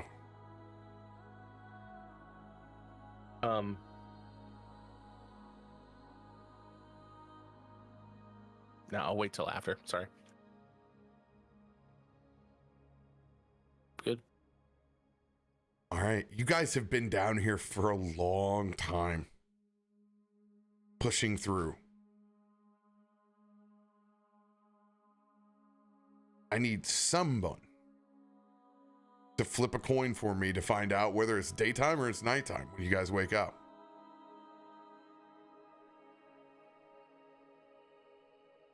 Trying to get there. Taffy. Hold on. I'm on it. Oh no, where's the coin flip button? Never How about mind it, he said. I have the button, so I'll just go ahead and hit it. You guys want Thank heads you. for day and tails for night? Yeah, that sounds Yep. good. Yep.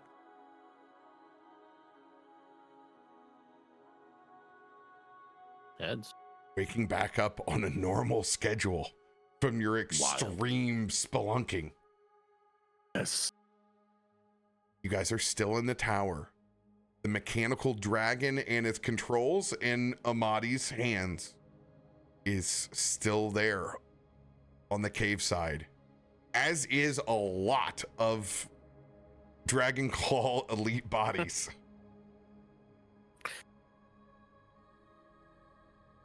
I believe that Almuron would be up early since we have these bodies, and he is going to be raising mummies. Nice. And taking care of whatever dead were available in here, and he's going to put them all to work. He's going to put one long ritual in for these mummies to take care of this site until they expire. So they're going to clean and consecrate and dedicate themselves to this site for as long as they remain.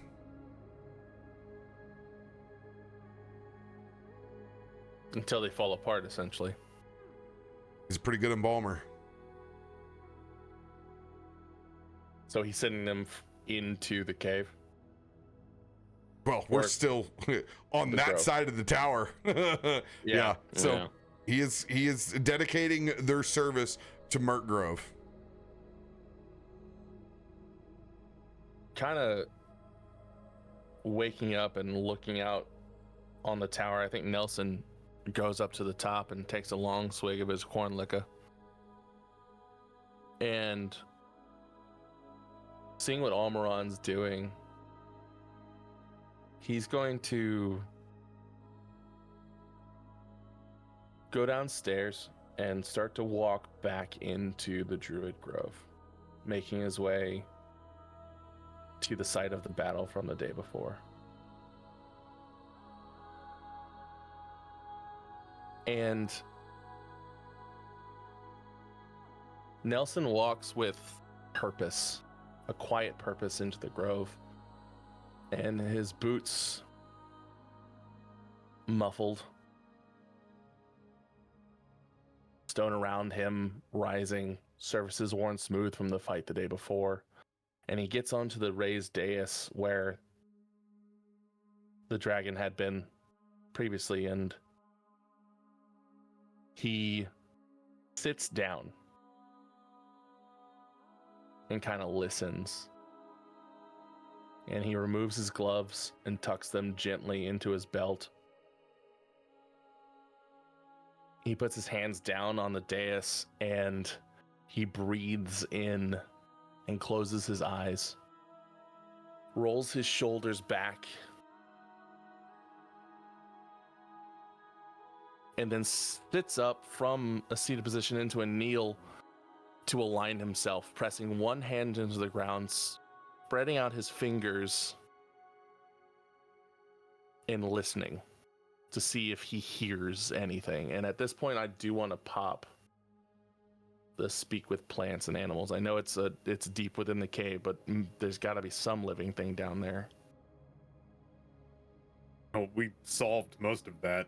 I know, but it's ancient. It was a druid grove. Was an active Druid Grove. Does he hear anything when he's cast speak with plants? There are largely just bioluminescence that are left. That's enough. That's enough. Nelson, under his breath, almost reverently begins to murmur.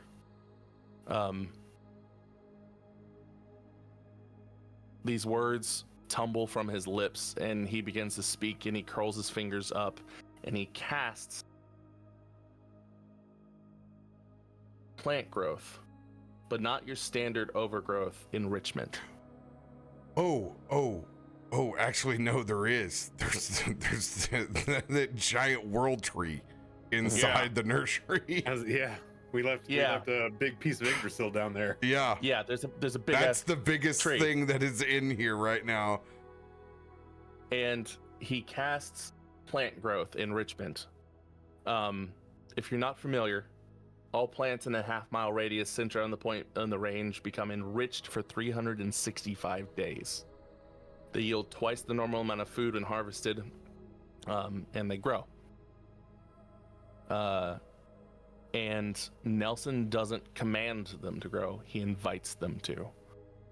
He remembers for them the seeds, the shoots, the hidden coils of green that are waiting in the shadows down here. He wants to speak gently to that long-held potential, coaxing it like a fire in the cold, calling to them not as a master, but as kin, almost reminding them of what they can become.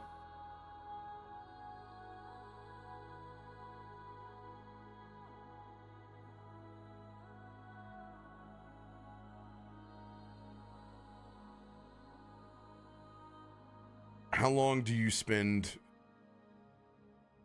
continuing to consecrate the ground in your fashion?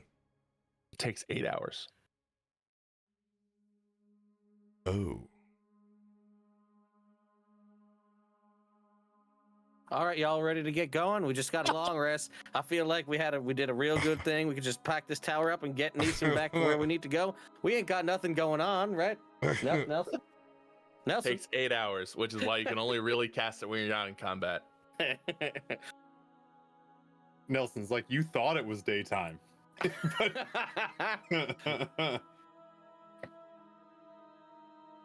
Figure if Nelson starts at 9 a.m., he'll be done by the afternoon. All right. You guys notice that Nelson has been long gone. It's the most Nelson thing. He is not there when you guys wake up. Somehow pulling a reverse Ilkun in a different kind of way. Yeah, notice how nobody tried to wrestle his ass to the ground. Well, he did while we were sleeping. Now, I'm going to help you out a little bit. You only need 4 hours, right, Nelson? I only need 4 more hours. I need 8 total. Oh, you need... You're just screwed. Okay. Got it. All right. Unless there's some amazing ancient magic in here that speeds up the process. No, this is all your choice. I know. I listen, I did what Nelson would do. Sorry. Well, I mean, there are things that you need to get to. We'll pick back up with you in a figurative 8 hours here. Yep. Vaknor, Ilkun. I mean, I don't know where he went. Sort of. I know he teleports all over the place, so I mean that might be. Maybe he just did it wrong. You know. Maybe this last jump was his jump home, and now he's out of here. I always just assume that when I don't see Nelson, he is invisible and watching me sleep. That's terrifying. Don't tell him how to.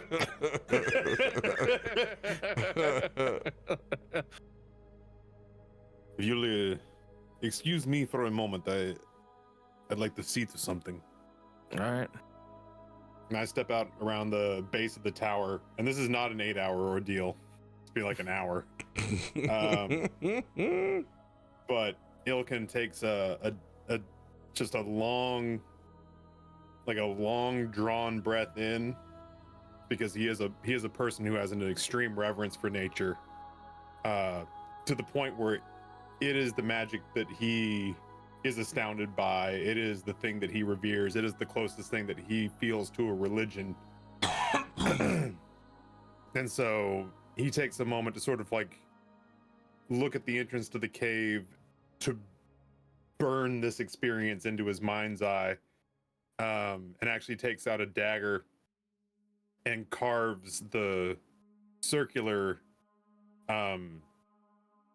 symbol for Yggdrasil on the wall outside of the cave, and uses ash from a nearby long gone out fire and kind of fills the features in, and then puts his hand on it and basically just says what I guess could be interpreted as a little prayer, asking the world tree, especially the part that's in there, to offer assistance, to offer the aid and regrowth, to do anything that it can to possibly reverse the abominable activities that had taken place there, and to forgive me for the things that I had to do to leave there and to survive. Ilkun, you will notice that the world tree inside this room largely bears the same scars that you suffered inside of that last battle. It has large scars inside of it. It's sat a juxtaposition to its largely white bark is that deep crimson red. This tree has bled the same way that you did.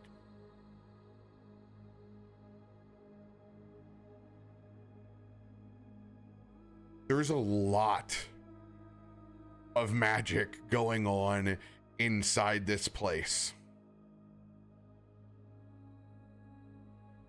Between your own reverence and marking and basically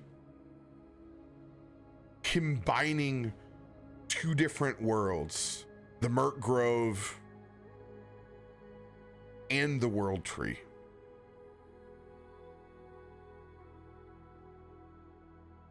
You basically begin to fortify this place in natural defenses. There's bramble in areas where sturges might try to reconvene. This place wouldn't be hospitable for troglodytes to come and move back in later. Each little bit between you and Nelson is helping nature preserve this site to be unfettered for the future. But also your own personal connection and quest to spread.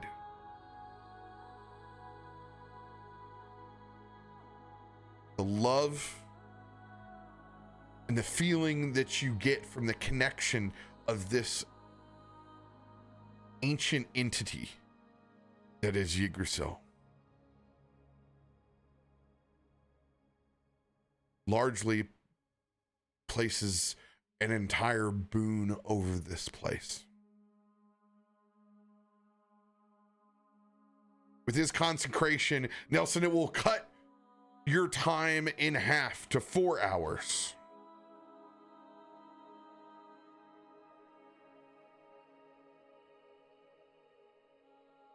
Vaknor. Mm-hmm. I'm well, everybody's just leaving. Going off and doing stuff in this cave. Screw it. And I'm gonna go fill the bathtub up with water and go fishing in the bathtub.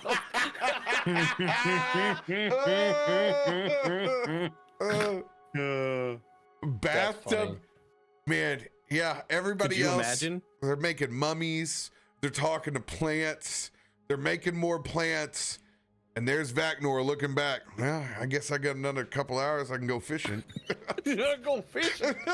I mean, that's a very much a real life Ted situation in any situation. It's like, that meeting doesn't start for another 2 hours. I'll be back. Could be fishing. Oh, man. I mean, you got to make a roll. Yeah, I do. Let me Gotta make a pull up roll. my hook of Fisher's Delight and see what my roll is. Hang on. That's Oh my hilarious. We'll see if it's 6 All right. inches and floppy. All right, it is a D20 roll. Here comes the D20 roll. I hate it. It Of is a course, it's a 19. It's the tasty fish that feeds me for a day. It gives me 2d10 temporary hit points. Let's go. That's Oh, amazing. Wild. Vaknor prepares a literal fish fry for while we're gone with nothing else to do. He just gets the Dutch oven out, gets some oil, get some hot oil, get that grease going, and gets us some delicious fish. That's right. I mean, listen, when you're out here in the middle of this cave dealing with all the bullshit we've been dealing with, I feel like a little bit of comfort food gonna go a long way, and it will heal or give 19 temporary hit points. Damn. Out of a Damn. possible 20. We Good will grief. take that. Who needs inspiring Listen. leader as a feat when you can go fishing? And You take can go everybody? fishing. That is a classic fish fry. Introverts. This is the way. This is how the you do way. it. Holy crap. Listen, I mean, I know we're joking around, but realistically, if you're like, I don't know how to talk to people, and you're like, hey, you want some fried fish? I caught it myself and I cooked it up, and here you go. I feel like someone's gonna talk to you. No doubt. That's I know amazing. I'm gonna come talk to you. I'll tell you Yeah. that much. That's like the only That's- way you'll get me to talk to you. Yeah.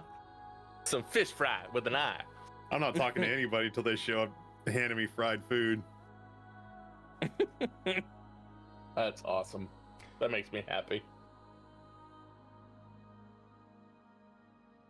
With all of these activities going off at once, Amatti tinkering with his new mechanical dragon, you guys all reconvene back at the tower.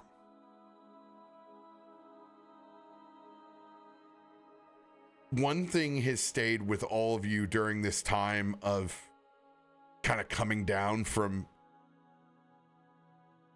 what has been, God, like special forces level. You've been in the field for like 3 days of like straight fight or flight. Mm-hmm. There's some cortisol going on here that's just not healthy, and you guys kind of dispersing and working it out in your own way. But coming back to center, you all feel like something has changed inside of you. Something about this grove has stuck with you. You feel like you've walked in those druids' footsteps. Enough so that you all can cast Path Without Trace for free once per long rest. In addition, not only can you symbolically feel like you've walked in these druids' footsteps, Disguise Self can be activated for the entire party, as you can disguise yourselves as ambassadors, as druids of the Murk Grove. Let's go. That's cool. That's a oh my god. That's cool. That is so useful to the most easily recognizable rainbow of characters. That's incredible. Desperately after this, that has been needed, and coming to terms to find out that we were like, oh man, it's not just a useful bit for Nelson, it's basically like we all need to hide while he goes and does things after we have basically let the world know that we are reservoir dogs at this point. Now, they are not mutually exclusive. So Okay. you guys can trigger both or one or the other. So you can just use the pass without trace or the disguise, or you can put them together. Okay. That's awesome. That's That's fantastic. huge. Yeah, I like chat's comment. We just effectively got wardrobe. Yeah. That's awesome. That's really cool. How do I you love that. guys want to handle the entrance to the Murgrove? It's coming You mean as- time after the fish fry and getting well fed that you guys have to make a choice about what you're going to do with the entrance to this place.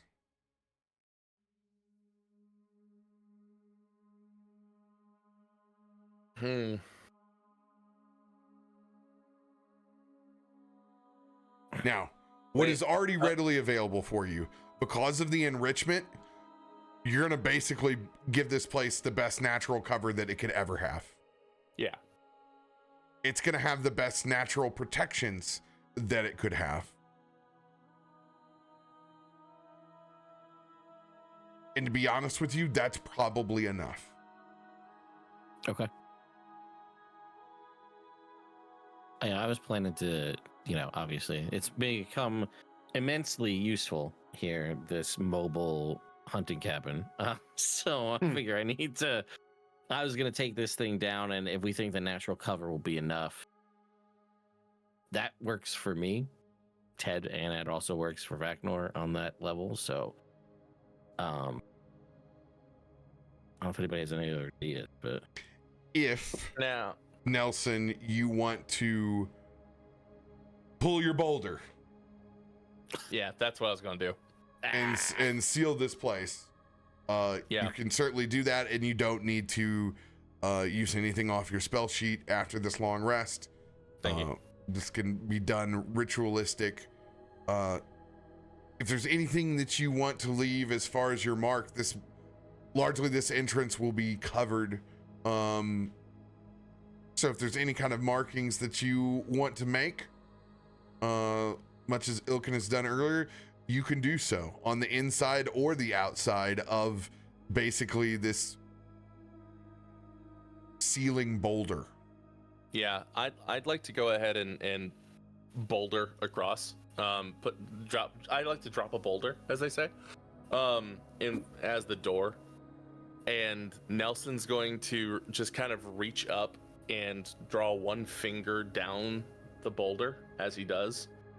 And where that finger touches, there's just going to be a silvery ditch that it'll shine like moonlight. And then as soon as he loses contact, it'll disappear, so that other members of the quarter broken branches, upon contact with it, will know that you can go in here and that there's something behind this. But unless you serve the lady, it'll remain hidden.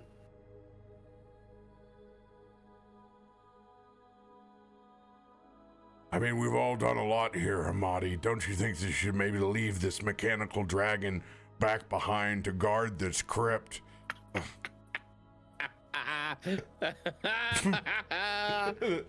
I imagine Amatti says something very blunt on the back of this mechanical dragon as it stomps away Final Fantasy 14 while he's on the back of it.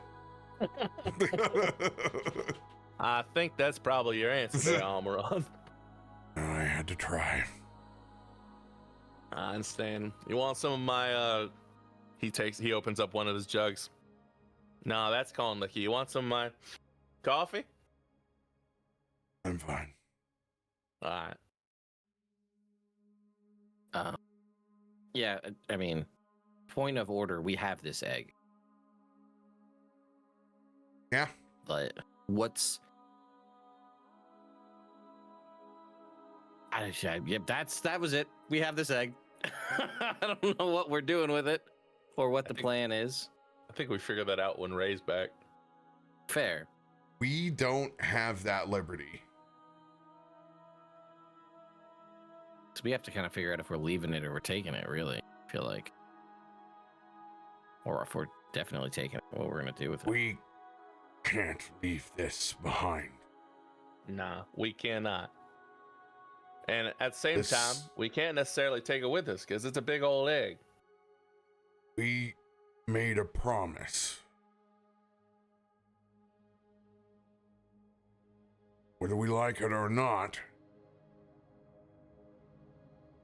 this is now our burden. I do not feel comfortable in leaving it to the institutions of man that rely in the Sword Coast. We are its custodians now.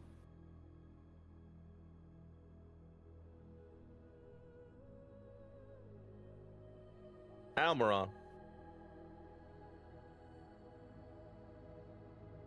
You and I haven't had much time to talk about religion or beliefs or nothing like that.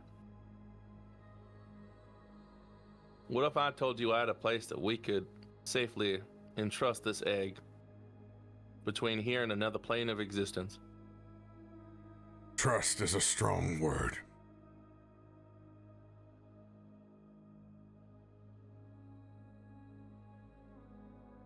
For safekeeping.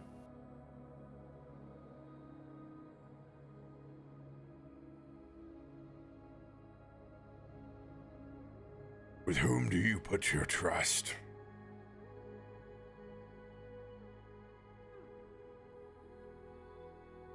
In the Lady of Broken Branches. Ruler of the Court of Broken Branches, of which I am a member, Lord Baron Nelson, the Sorrow Song.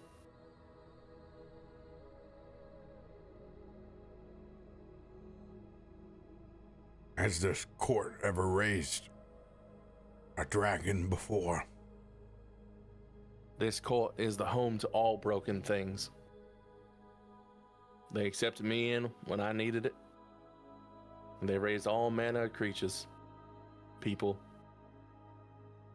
Deities. It is not outside my lady's expertise.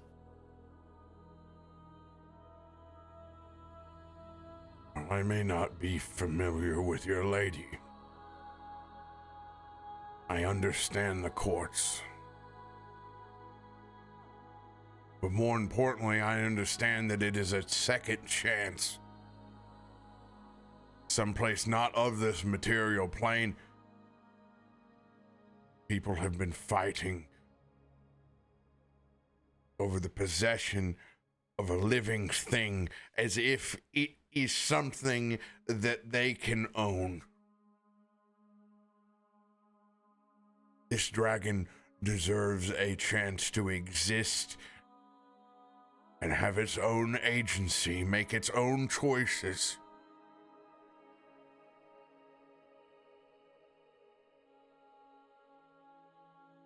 If the lady can provide that,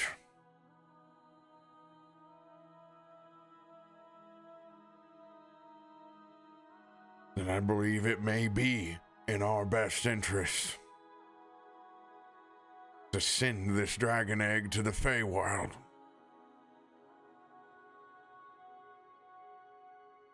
But I am TKN. open to listen, to hear all of you. This is our choice together, as we are the custodians, the wardens of this creature now.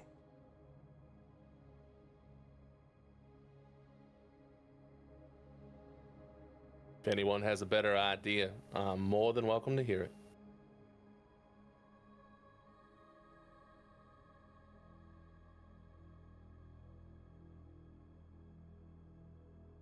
I mean, I don't.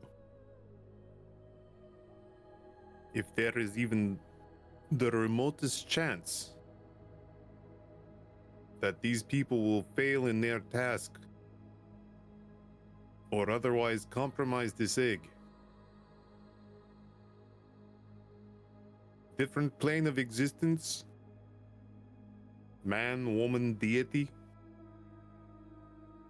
I will pursue them as though I am pursuing my enemy.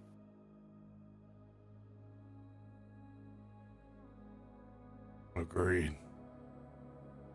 Is that the kind of reassurance you are willing to offer with these people?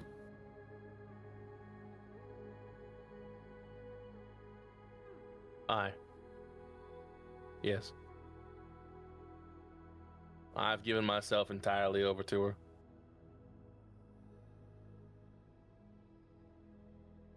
We often jibe and jest with each other, but I need you to understand the severity of this, Nelson.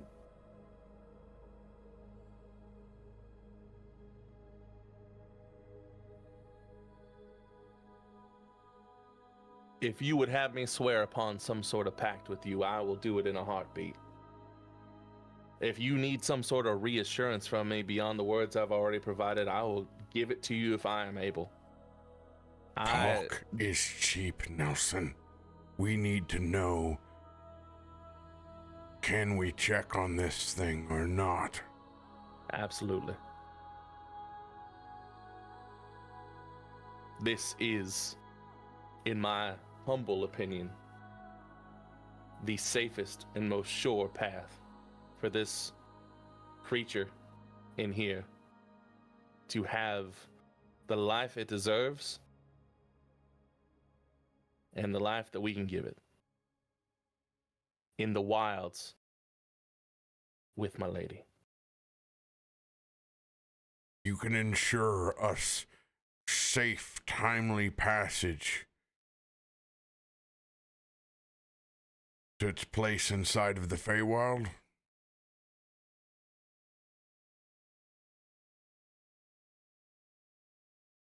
Yes.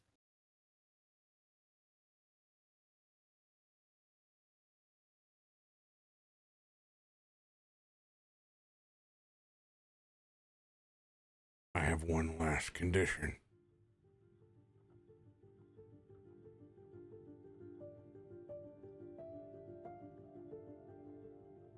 Ilkun, if you have any other sprigs left of your world tree, I want to send it back with one gift from us then.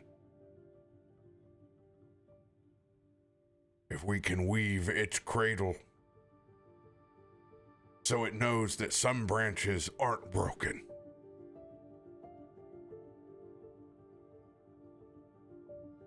Then I will agree.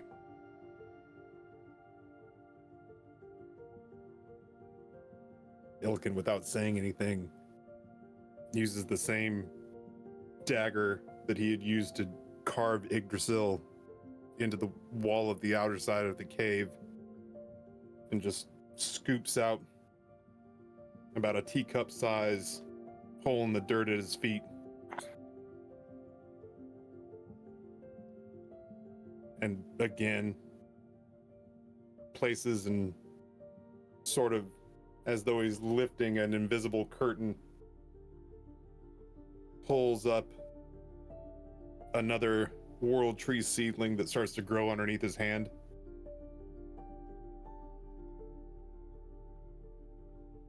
And continues that process until there's enough of it. Between the enrichment that Nelson has brought on this place and the presence of a much larger world tree here, this sapling takes deep root quick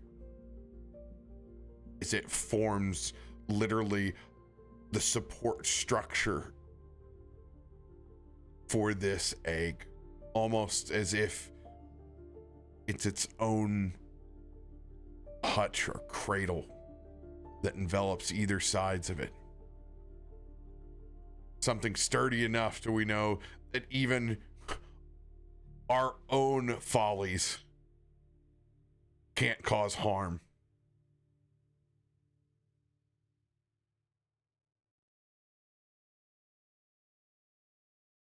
Without putting words in to Amatti's mouth,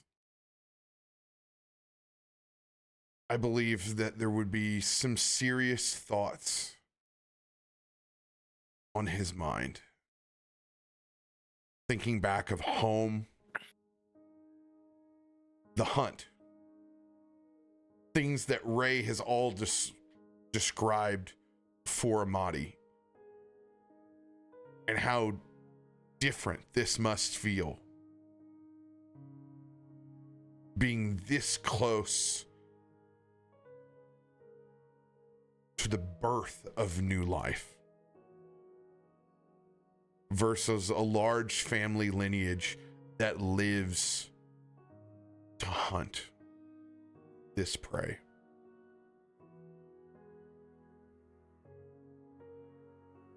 Vaknor, do you have anything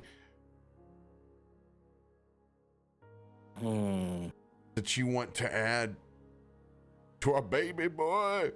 I know. Barely knew him. Just still inside an egg, and it just, I don't really care where it goes or what happens as long as it's safe. And if you're saying that it's, whether that's this cave or some forest somewhere or the Feywild, then that's fine. And I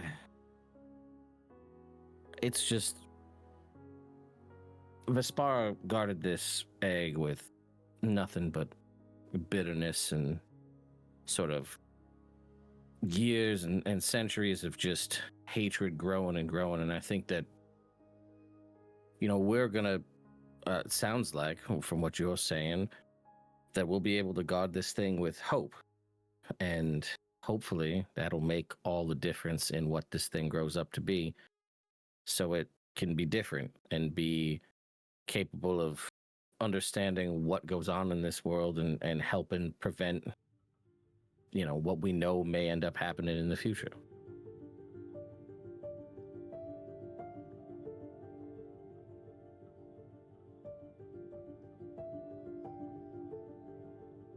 So I believe it is to be agreed. Nelson, what does this look like as you open up a gateway to the Feywild?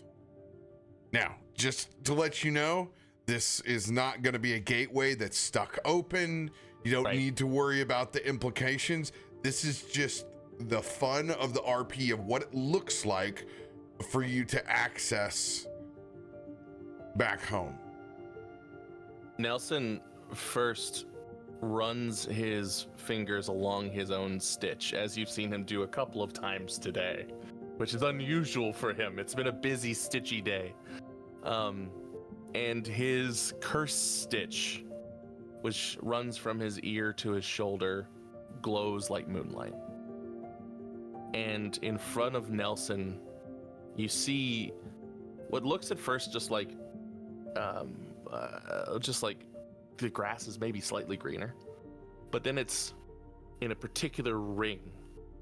You see green grass becoming even fresher, maybe a little taller. The grass not bent under the weight of everything that's happened here. And then small mushrooms slowly pop out and spot open. And then in the center of this circle, a small bush appears, a berry bush. And within it, it opens, and you can just see not even unusual sights, but they just look like the wilds beyond. The wilds of the woods, and you can see into a deep forest. And it's dark, but there's shafts of light coming down from the canopies of the trees, and you hear the call of birds. And then you see this glowing light. And Nelson says, "Queen of Broken Branches, we bring to you a dragon's egg. It's not ours to keep, but it is ours to protect. We ask that you take it into your wilds and shelter it as you would any stray or wounded thing. We do not seek to own it, only to see it thrive. Let it rest under your boughs, guarded by your thorns, until our world is ready for what it may become. And from their woodland creatures, small ones, almost unrecognizable at times, come out and they surround this egg. And almost like a swarm, from like a swarm keeper ranger, for example, they lift it and gently carry it into this open bush. And then it gets fuzzy around the edges. And then the trees are gone and the bush closes. And then it's gone, and all that's left is this circle of grass and mushrooms, and even then they just appear normal. And as though it never was, it's gone again.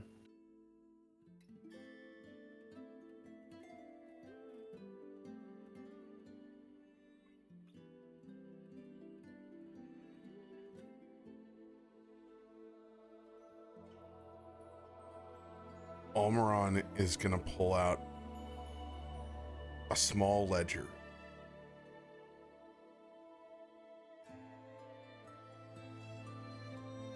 We check back in a month.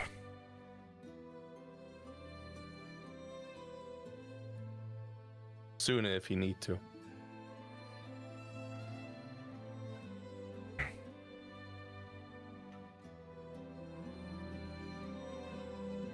Let's make our sign and our mark. Aron is going to sign that ledger and then pass it over to you, Nelson. Nelson's gonna sign it.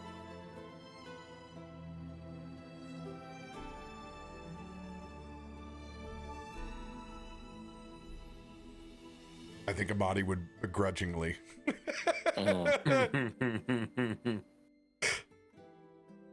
Yeah, I'll sign it too.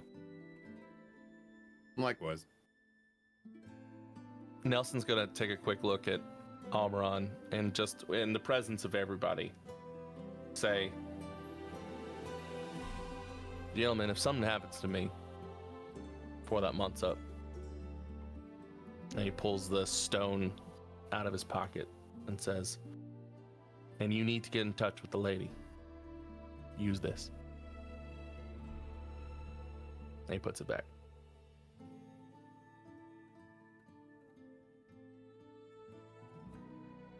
Almuron nods in appreciation. Thank you. I know you got to make a persuasion check with advantage. Don't roll 2 natural ones. Stop. You just gave me so much PTSD. Noah, the entire party draw their weapons against you. You sent that egg where? I was like, oh, please don't make me use that plane shift thing I just got. I don't want to mess up. Thank you for just letting me do it.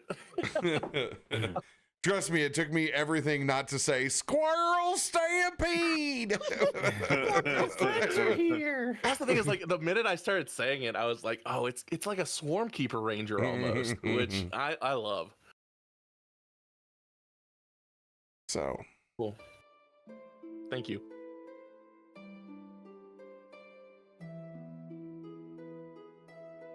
you guys make your final preparations before you go back and you find your oxen that have been grazing. Oh, good. Largely the ozone of that strong storm that blew through under Ilkun summoning, and your enrichment. There is just pasture as far as the eye can see. There's that smell of ozone The fields of greenest have returned.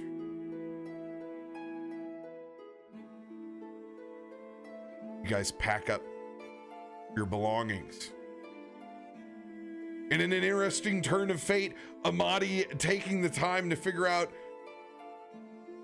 how to fold this mechanical dragon up. Very much like his favorite transformer. I can only think about the small cassette tape ones that I had. Soundwave. Yeah. That's so cool. I will let Amatti choose what they fold up into when I get to talk to Ray next. But we have to find some way to put this thing into travel form. It turns into a Mac truck. We weren't inconspicuous enough as 5 rainbow-colored Dragonborn. Let's throw a mechanical dragon on top of there. It's crazy. I didn't even see him coming. I don't understand. The dragon just turns into Bumblebee. Every town we go through looks like a Menudo video where there's just children running behind the mechanical dragon. That's great. That's awesome. The opening to Encanto. God, we're so old. Oh, that's great.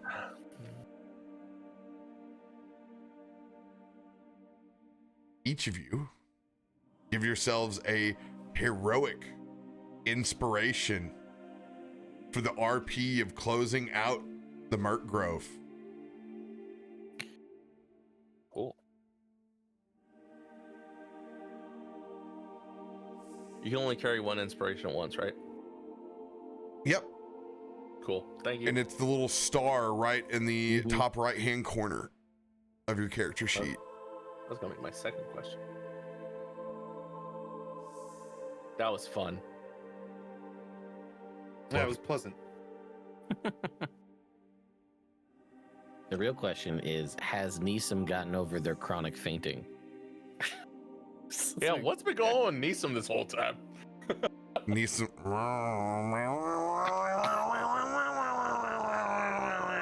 Unfortunately, because of Cujo, this is what all tabaxis do.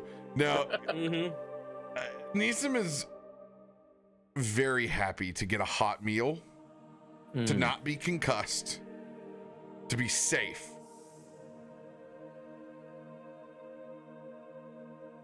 And I imagine after kind of letting us do our thing,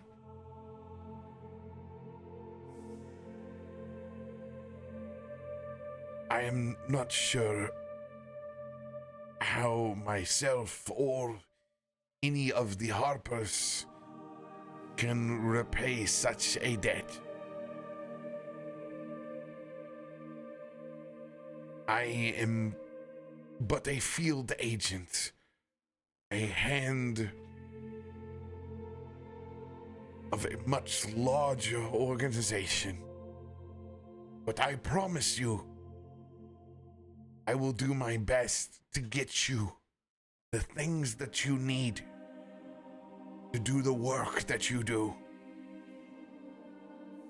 You are invaluable to this. And we know a greater storm is coming. Unfortunately, I did not uncover as much as I wanted to in my capture. But I know this. They are looking for ancient relics. There is no doubt in my mind they wanted to use this Merc Grove for their own ill intent. Had you not gotten here and foiled their attempts, just listening to you, I can understand what kind of corruption they could have laid here. You chose reverence, love, and respect for this place.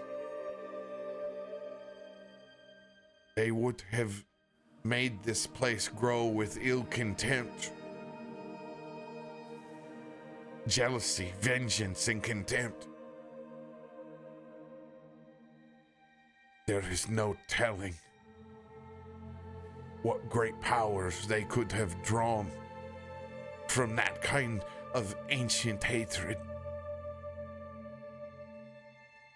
But we know now where they move. As they head west and then north, we have to find out what this caravan has. If they have been searching for relics, what have they already uncovered? Let alone, we need to start making a coalition. We have to prepare for the worst. If they are trying to ultimately bring about the rise of their ancient goddess, the world is not ready.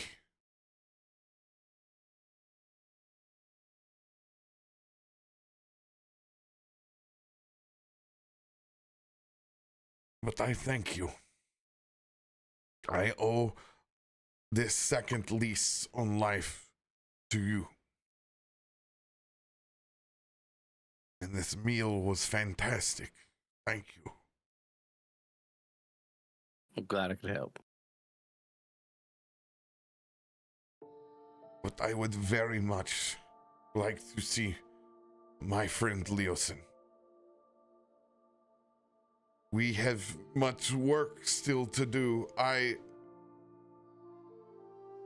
hope that you will entertain us and hear us out.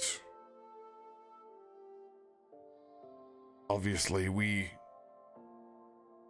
have no right to ask you to do more. We are indebted to you for what you have already done.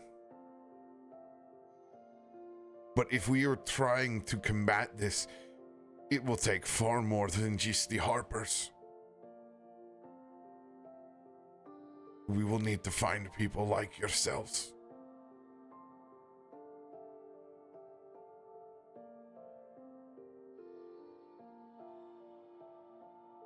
Hester is going to walk over. He has largely been with Leosin the entire time, as he is well connected with these organizations.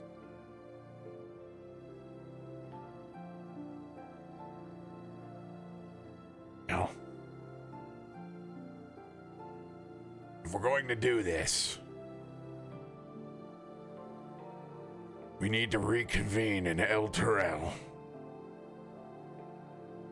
Head north to Greenus, collect your bounty. You're all owed that. But we need to speak with old allies. And like you said, this is far larger than just the Harpers. Let me get to my Temple of Bahamut.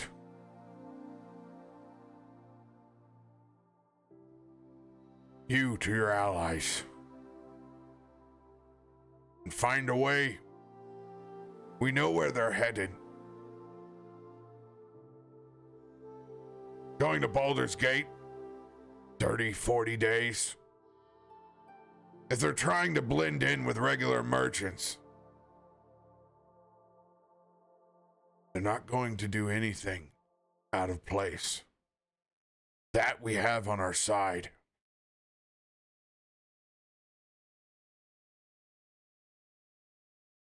But let us head back north.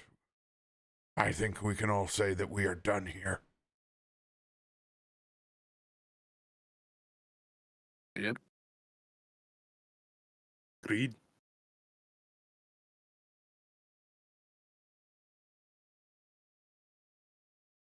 Let us move.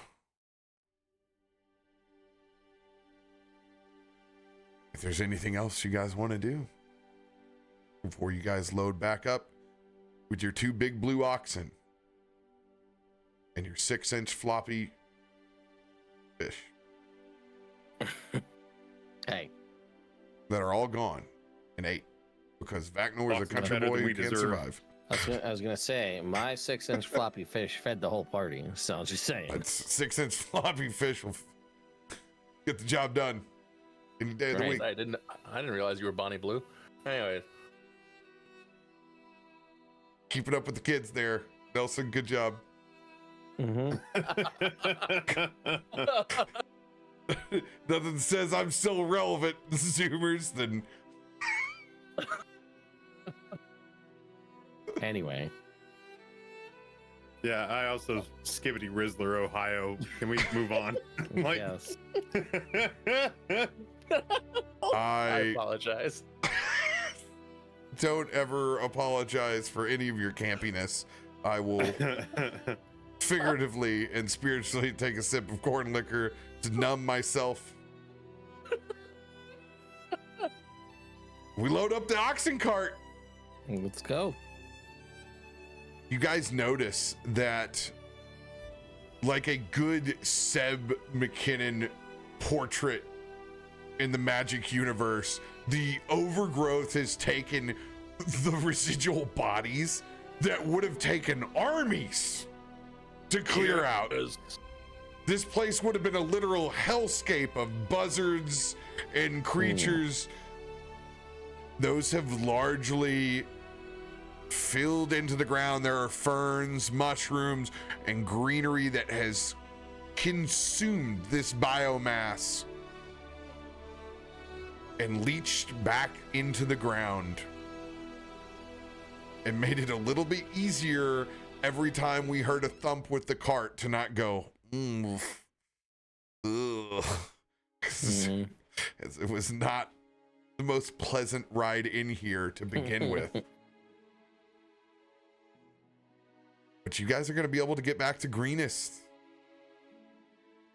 undisturbed. Nice. No signs of Linathan in the sky. Great weather.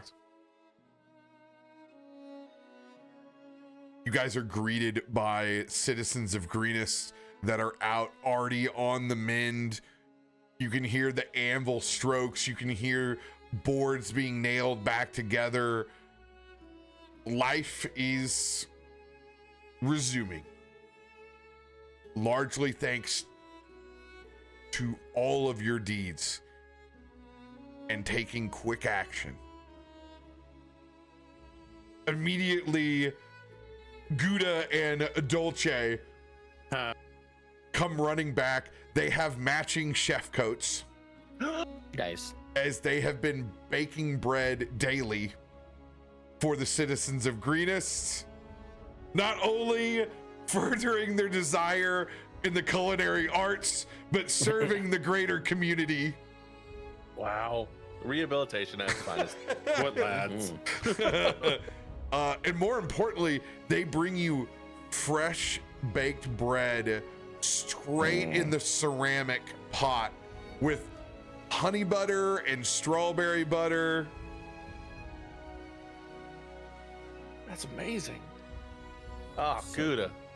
Gouda, you have a talent. You have just a talent, my friend. Largely thanks to you not trying to drag us into combat like you did several times, we were able to get life skills that could further us inside the community that weren't war skills, which we weren't good at in the first place. No, not good. Much Right, better right, bakers. Right. Well, I'm glad you're making that bread, my friend. Thank you.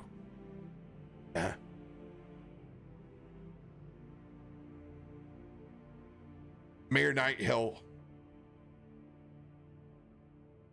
will come back with a lockbox. As we are in this figurative center of town, where they largely destroyed that chapel. And hey, it looks like Pennsylvania, Ohio. Dude, that thing is getting up. They're on that. They're putting together that church barn. There's it's getting yodered. Okay. It's getting yodered. There's a lot of folks in overalls out there that got way more time on their hands. Mm-hmm. Mayor Nighthill hands you that lockbox, Vaknor. Mm.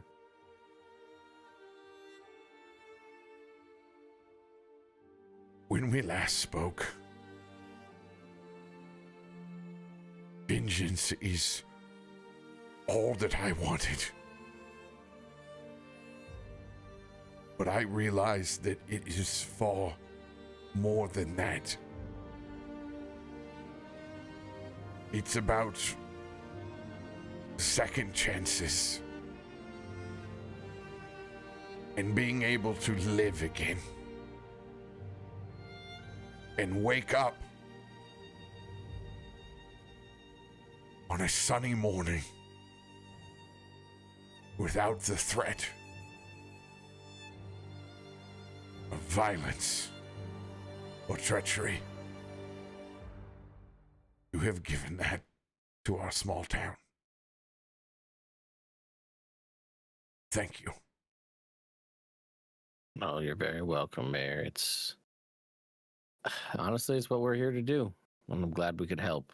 And it looks like y'all are thriving as best as you can, given the circumstances. And I know I can't speak for everybody, but I couldn't be happier to see it. You all will have a special place in our hearts here in Greenest.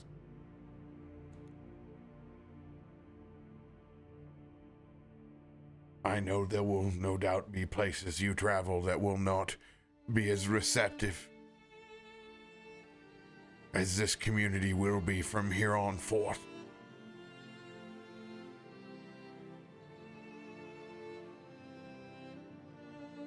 But we wanted to make a small dedication, even if it is just our town that knows. And you will see there are a handful of woodcraftsmen that are making statues in the center of town. Obviously, a farming community doesn't have the kind of funds for bronze work or gilding. But man, do they have some country boys with figurative chainsaws that can do some good work. Mm-hmm.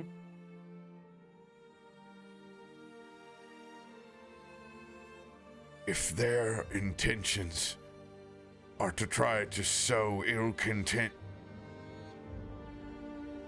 of an absolute five-headed chromatic monster, then we will show them what we put our faith in. The defenders of Greenest.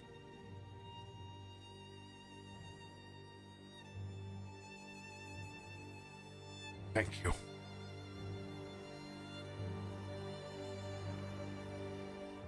Yeah, I think it's just a solemn nod in agreement to everything that the mayor is saying. And I'll just turn to the rest of the party. Get ready to leave.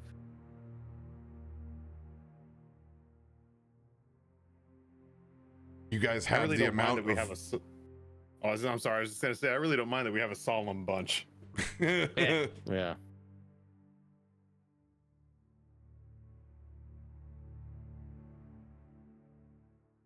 You guys get the amount of gold that I promised a long time ago that I can't remember, nor did I write down. 500. Yep. Mm-hmm. When do we transmute loot? Is this an opportunity to do that while we're in this town? Nope. Transmuting check it. is literally just offline. and we do the pulls, and then we can figuratively. For some reason, I tied it to being in a town, so that was me. We can RP and pick it up wherever we want. Sure, it's fine. I just figured. Also, there's anything that you figuratively want to pick up in a town, we just RP it. We just do it.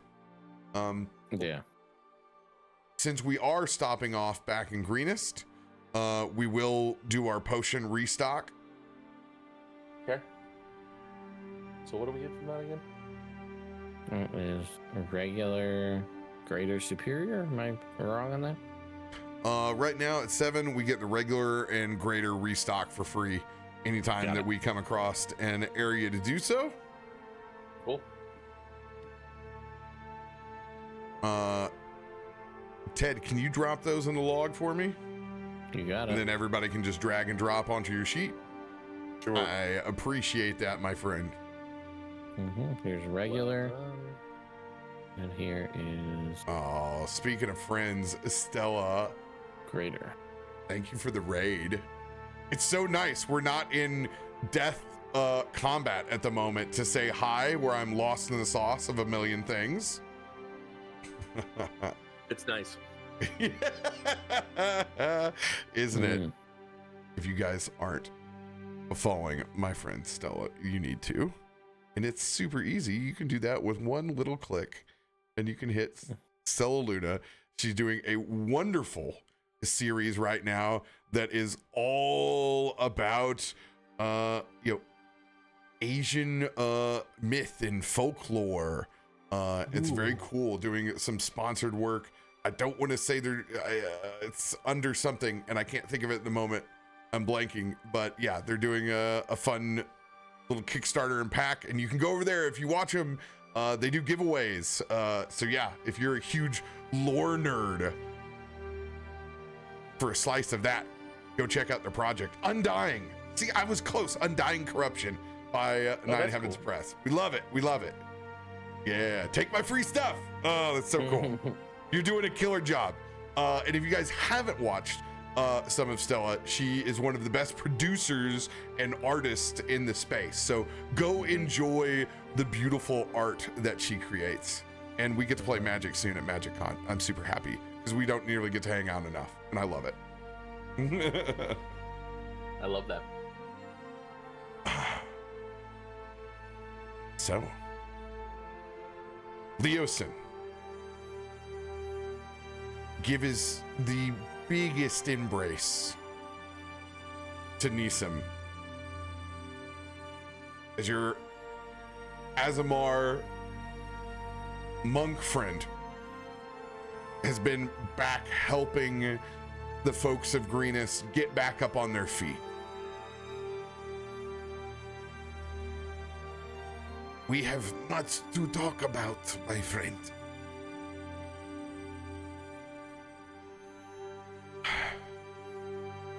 That we do. Let us talk on the way to Elturel. You know who we need to pay a visit to. I do. But let us enjoy living for one night instead of just the threat of earth-shattering calamity. That I can do. Nelson, is your jug? Could I please? Absolutely, my friend. I assume you're not talking about the coffee one. I will need the coffee one later. This one first. Please. Happily, fresh brewed this morning. Corn liquor, enough to put a little bit of hair back on your chin. I am covered in fur, thank you. You're welcome. Figuratively, what do you guys want to do? You have gotten back home. It is nighttime. Probably not traveling to El Terrell under the cover of lantern light.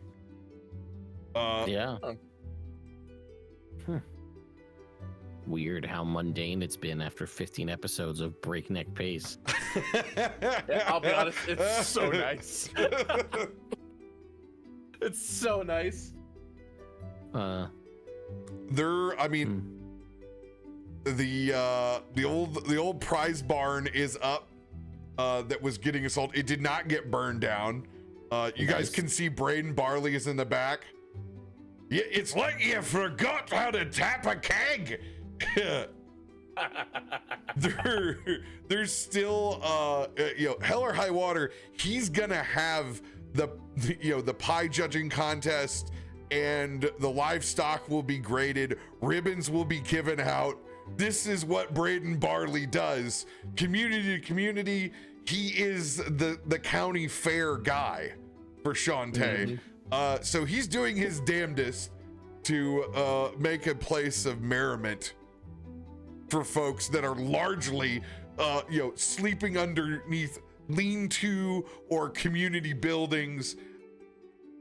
However, the sense and the mood around the entire area, it's revival.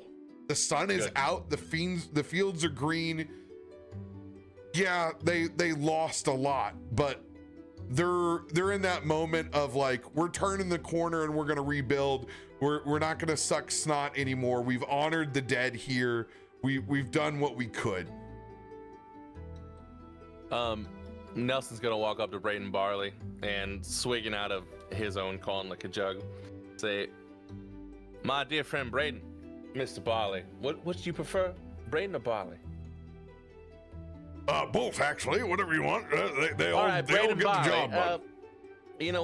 I say that we should probably tap a few more kegs. Tonight feels like a night for celebrating. And Nelson's going to pull out his wand of pyrotechnics and send a few harmless bursts of multicolored lights into the sky. I need you to roll a... No! No! I refuse! That I sparks joy. refuse! I mean, I'm not going to hold it against you, but I just want to see you roll a d20. That's all. That's... Okay. 13! 13. Oh, they look wonderful. Thank God! The kids from the Menudo video follow you instead of the giant mechanical dragon. So you're Gandalf walking through the Shire for the first time. Yeah. And by the way, the interactions with Braden are always quite comical, since he is the literal size of Haggard. Yeah. He's half big boy, half dwarf. I'm gonna need you to roll. No, I refuse. Turns out you set 13 thatched roofs on fire with your pyrotechnics. Everything they've rebuilt, you have now laid back to sunder. It's just harmless. And yet you rolled so poorly. You made Yoder cry. Oh God. Even Dolce and Gouda take the time to make their way out, as they have been making hand-twisted pretzels all afternoon, dipped in lye the old school way, the hard way. So you guys have fresh baked pretzels with the perfect large chunk flake salt to go with it over the top. They've even taken the time to make the combination, that rare bit that's like part like great cheese, part grain mustard, like the best combination ever. For being a farm community, they have a ton of like plowman's platters that are out there. Definitely the bag of ham is out in full force. I mean, there's a reason why it came from there. I would say there's a handful of black acorn hams that are out there that are being shaved off. A handful. Totally a handful. Just a figurative feast for the community. Wonderful. unless someone else has something to do. Nelson is gonna pull the stone while all this is going on. Nelson is gonna kind of pull his stone out of his pocket, the one that he normally kind of talks to at night.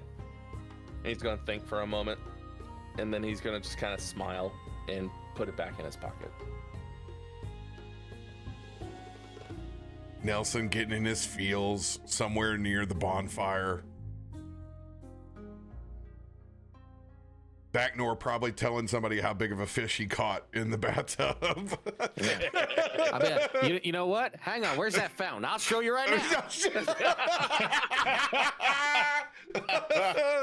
Oh, true country boy can survive shit right there. That's amazing. That makes me happy. That's Ilkun's found like a stretch of like a half wall, and has like a ham and some of the fresh bread and some vegetables that he's scrounged, and he's basically making like a little charcuterie for himself, where he's doing like ham on bread, and then ham and cheese on bread, and then ham and cheese and root vegetable on bread, and he's just kind of happy to be sitting and eating and not in mortal peril or unconscious in the field of battle for a minute. That's always helpful. Yeah. Wonderful. I think Almuron is gonna take his plate armor off for the first time in what feels like an eternity, and just be there in his robes,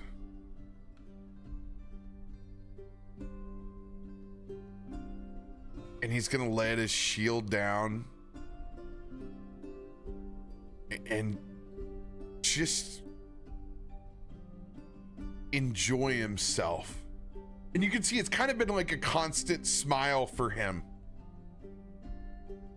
since the druids showed up. It's almost as if kind of a weight got off of his chest since he spoke to Vespara.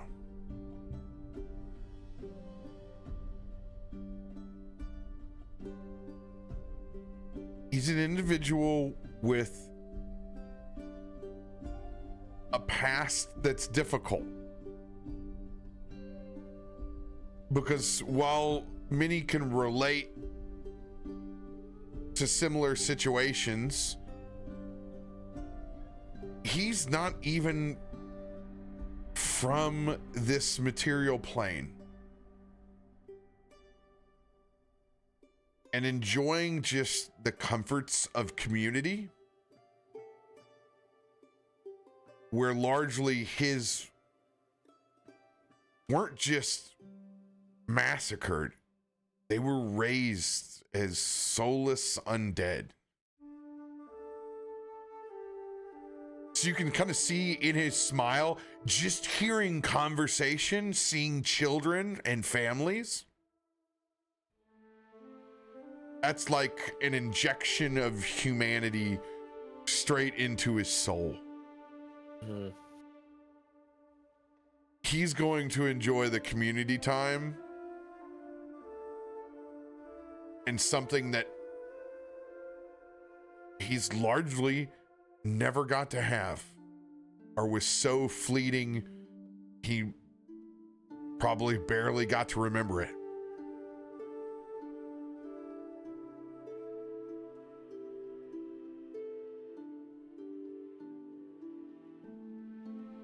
And he just listens, just enjoys being in every one of those conversation circles between stories of Vaknor, Nelson, Ilkun, Amatti, soaking them all up. All of the anecdotes that come about from some good old-fashioned community.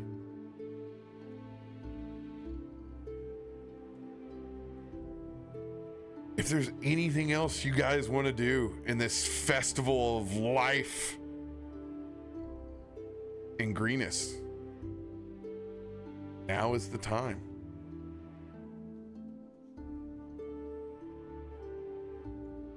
Not that I can think of. I mean, we're here, enjoying the festival as we close out the end of Act 1 of Baldur's Gate 3, and everybody has a party. Why do you gotta call me out like that when I'm literally about to load that track up? That's amazing. I'm so glad. Well, we're here just borrowing aggressively from Baldur's Gate. That's because Baldur's Gate borrowed aggressively from every D&D adventure that's ever happened before. That's right. Agreed. Yeah. Listen, Nelson's having a good time, man. And because Nelson knows that you need to do it when you can. So, in a parting scene before we leave this week, between Leosin and Nisam, you would see a very intoxicated Tabaxi making their way over towards that Azamar, very planetar looking monk.